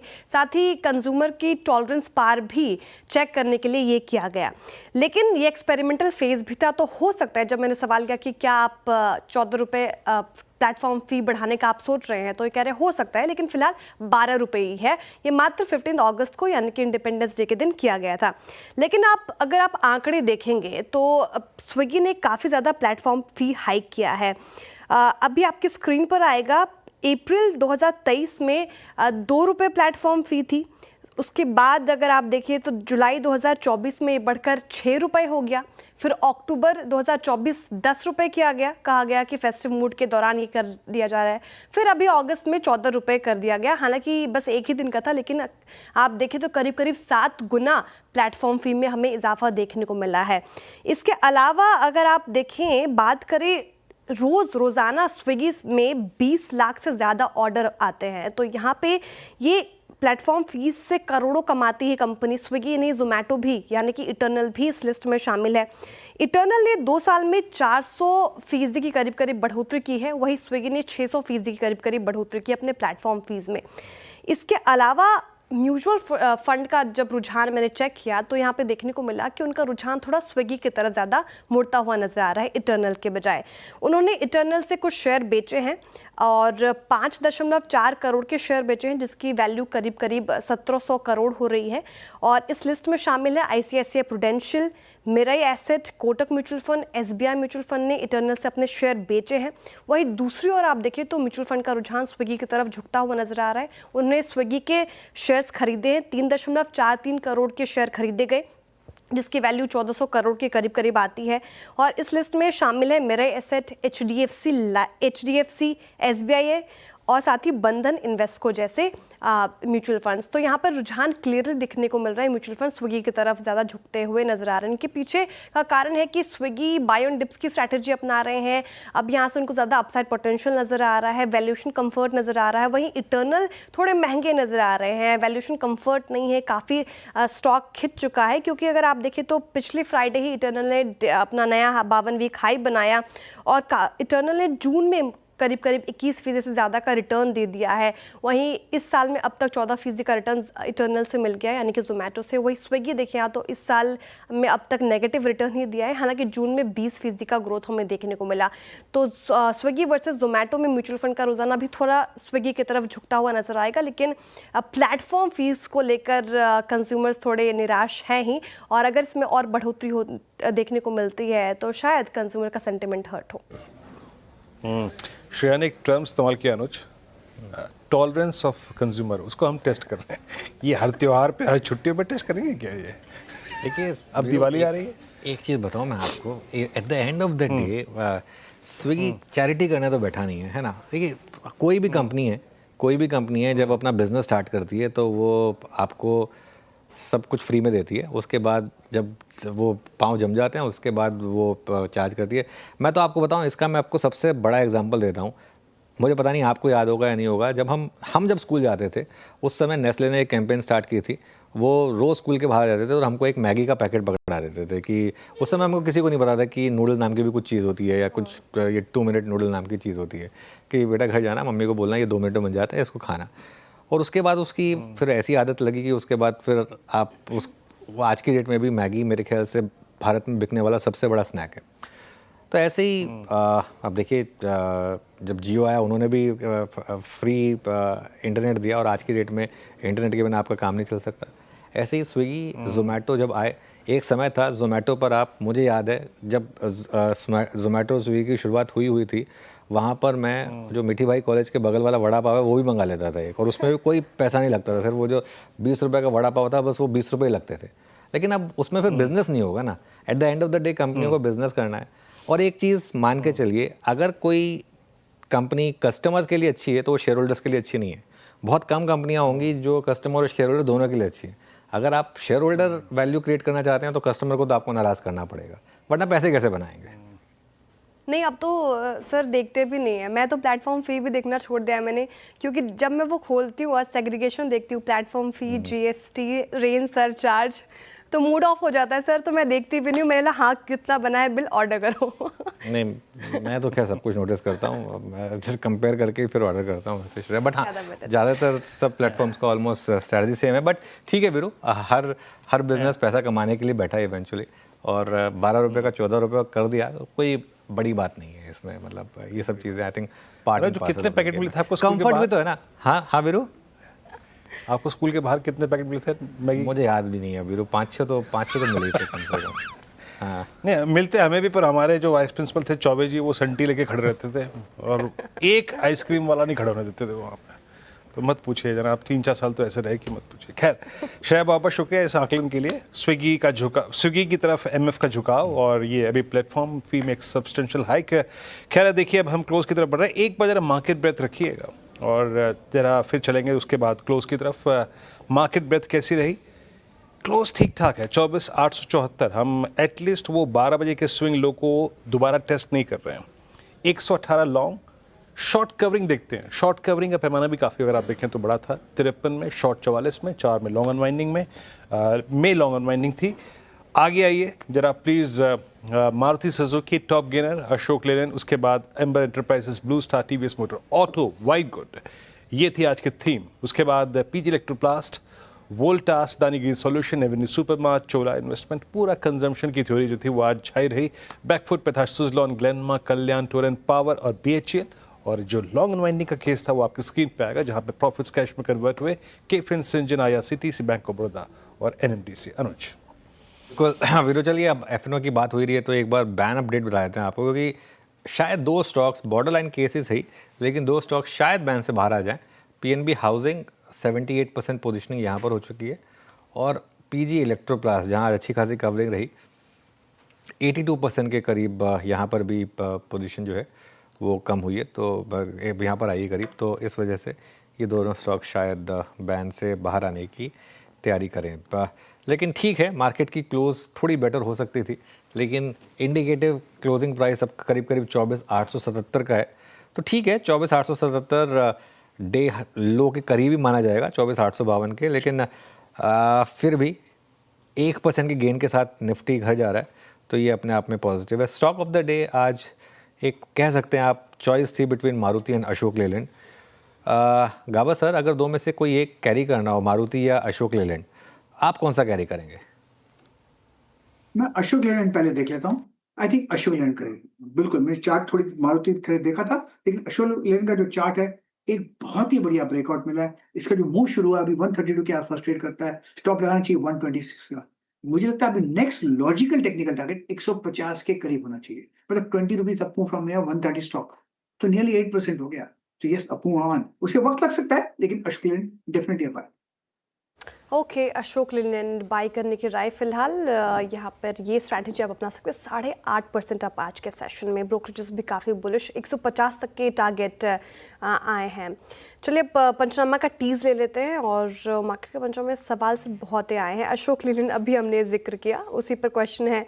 चलिए आप ही बता दीजिए, 120 की इनकी खरीद है, शोभनाथ जी की शॉर्ट टर्म के लिहाज से पूछ रही हैं। देखिए 120 की खरीद है तो ऑलरेडी ये तो अब अच्छे खासे ग्रीन में है। आज ही स्टॉक अच्छा खासा चल गया 132, और अब आप इसको आराम से कैरी कर सकते हैं। इसके नंबर भी अच्छे थे, नंबर 2-3 दिन पहले ही आए थे, और उसके बाद हैरानी की बात ये थी कि उस दिन स्टॉक चला नहीं, क्योंकि मार्केट थोड़ा सा डर में बैठा हुआ था कि पता नहीं मार्केट आगे चलेगा या नहीं चलेगा। लेकिन आज के मूव ने तो क्लियर कर दिया है कि ये जीएसटी की बेनिफिशरीज में सबसे बड़ा बेनिफिशियरी अशोक लेलैंड, मारुति और हीरो मोटोकॉर्प, ये 3 है 100% without a doubt. Okay, mister Paswan ji पूछ रहे हैं कि अभी आपने इटर्नल और स्विगी का जिक्र किया, म्यूचुअल फंड का झुकाव स्विगी की तरफ है, लेना क्या चाहिए, स्विगी या इटर्नल? देखिए श्रेया, अगर मुझे पूछेंगे पर्सनल प्रेफरेंस मेरी इटर्नल की तरफ रहेगी, only because its profit making. लेकिन अगर आप ऑफ लेट देखेंगे तो स्विगी ने अपने प्लेटफॉर्म को काफ़ी इम्प्रूव किया है। स्विगी की कस्टमर सर्विस भी जोमेटो से बेटर है, और उस हिसाब से बस ये है कि स्विगी अभी थोड़ी सी लॉस मेकिंग है, तो थोड़ा सा एक इम्पैक्ट उसकी वजह से है। लेकिन right now between eternal and Swiggy, चाहे आप इनहेरेंट स्ट्रेंथ देख लें, चाहे आप प्रॉफिट प्रोफाइल देख लें, इटर्नल बेटर है। बस एक चीज़ है कि इटर्नल 3 लाख करोड़ के मार्केट कैप पर है, क्या स्विगी और कुछ नहीं तो आगे जाते हुए उस गैप को कम कर सकता है? स्विगी का आई थिंक 1 लाख करोड़ का मार्केट कैप होगा, आई थिंक 1 लाख से थोड़ा ज़्यादा होगा। क्या स्विगी 1 लाख से 1.5 लाख करोड़ की मार्केट, एटलीस्ट जोमेटो का आधा बन सकता है, नहीं बन सकता है, शायद बन सकता है। तो आई थिंक ये एक बेट शायद कुछ लोगों ने ली हो, लेकिन जो भी है रिलेटिवली बेटर तो अभी मुझे लग रहा है कि जोमेटो ही है, इटर्नल ही है। चलिए अब एक काम करते हैं, इस शो को समेटने की तैयारी करते हैं, मार्केट क्लोजिंग की तरफ बढ़ेंगे। निफ्टी का क्लोज थोड़ा बेटर हो सकता था, लेकिन 24,870 पर निफ्टी बंद हो रहा है। ओवरऑल 1% का गेन, 250 पॉइंट की रैली के साथ आप घर जा रहे हैं, ठीक है, बुरा नहीं है। बैंक निफ्टी 2.5% ऊपर था। डिसअपॉइंटमेंट आज आईटी से मिला, करीब करीब 0.5% नीचे था निफ्टी आईटी। देखिए आज पूरा दिन हमने सिर्फ तेज़ी के स्टॉक्स की बात की, आईटी की बात ही नहीं करी, जबकि ये शायद एक फैक्टर रहा मार्केट के लिए। मिड कैप और स्मॉल कैप यहाँ पर भी रैली थी। मिड कैप करीब करीब 1% ऊपर था, स्मॉल कैप भी करीब करीब 1% ऊपर आपको ट्रेड करता हुआ दिखाई देगा। इसके बाद आप देखिए ज़रा एक बार मार्केट का हीट मैप देख लेते हैं हम, जिसमें देखिए आप सबसे ऊपर आज ऑटो इंडेक्स था, करीब करीब 4.25% ऑटो इंडेक्स ऊपर रहा। उसके अलावा रियल एस्टेट इंडेक्स करीब 2% ऊपर था। कैपिटल मार्केट इंडेक्स करीब करीब 0.25% ऊपर था। फाइनेंशियल्स 1% ऊपर रहे। मेटल्स करीब करीब 2% ऊपर। रियल एस्टेट ये करीब करीब 2.25% ऊपर रहा। और नीचे सिर्फ आईटी था, आईटी करीब करीब 0.5% नीचे रहा। चलिए अब निफ्टी का हीट मैप देख लेते हैं एक बार, जरा देखते हैं निफ्टी में किस तरीके के मूव्स रहे। आज का हीरो मारुति करीब करीब 9% ऊपर। आज 2 हीरो थे एक्चुअली, मारुति और उसके बाद हीरो मोटोकॉर्प 6% ऊपर। सुबह हमने नेस्ले पिक किया था, नेस्ले में भी शानदार गेन रहे। 5-6% ऊपर रहा ये stock. Bajaj finance 5%, Bajaj auto, Bajaj Finserv, आज बजाज ग्रुप की चांदी थी। UltraTech cement, Eicher, Trent, Hindalco, Hindustan Unilever, Mahindra and Mahindra, JSW steel, Asian paints में बहुत शानदार मूव आया आज। IndusInd bank, Adani ports, Tata consumer, Titan, Adani ports. देखिए कितने निफ्टी के स्टॉक्स थे जो आज 2% या उससे ज़्यादा ऊपर थे। टाटा स्टील, कुल मिलाकर 18 से ज़्यादा निफ्टी स्टॉक्स थे जो 2% या उससे ज़्यादा ऊपर थे। Shriram finance, Tata motors, Axis bank, इन सब में तेज़ी थी। नीचे क्या था, ITC, वो एक्सपेक्टेड भी था कि थोड़ा सा आज ITC निफ्टी को ड्रैग करेगा क्योंकि सिगरेट हायर टैक्स में जाने वाला है 40% के। हीट मैप कहाँ गायब हो गए, वो वापस दिखाइए जरा। ITC करीब 1.5% नीचे था। टेक महिंद्रा, लार्सन एंड ट्यूब्रो, इटर्नल, इन्फोसिस, TCS, विप्रो, ये कुछ और स्टॉक्स थे जहां पर आज थोड़ी सी मंदी थी। लेकिन कुल मिलाकर 250 पॉइंट ऊपर निफ्टी 24,884 पर। ऑल सेड एंड डन अच्छा दिन मार्केट के लिए। जी हाँ, अच्छा दिन मार्केट के लिए। और सोमवार की सुबह बेहद शानदार, क्लोजिंग वगैरह आप देखें शानदार रही। Let's hope the best. कल सोमवार का दिन, सॉरी मंगलवार का दिन संकेत समीकरण लेके ये टीम फिर से हाजिर रहेगी और छोटे से अंतराल के बाद आप CNBC आवाज़ के सभी प्लेटफॉर्म्स पे देख सकते हैं मार्केट का पंचनामा। ज़रूर पूछिए अपना कोई प्रश्न इन्वेस्टमेंट या फिर ट्रेड से संबंधित। कल सुबह होगी मुलाकात, तब तक के लिए नमस्कार।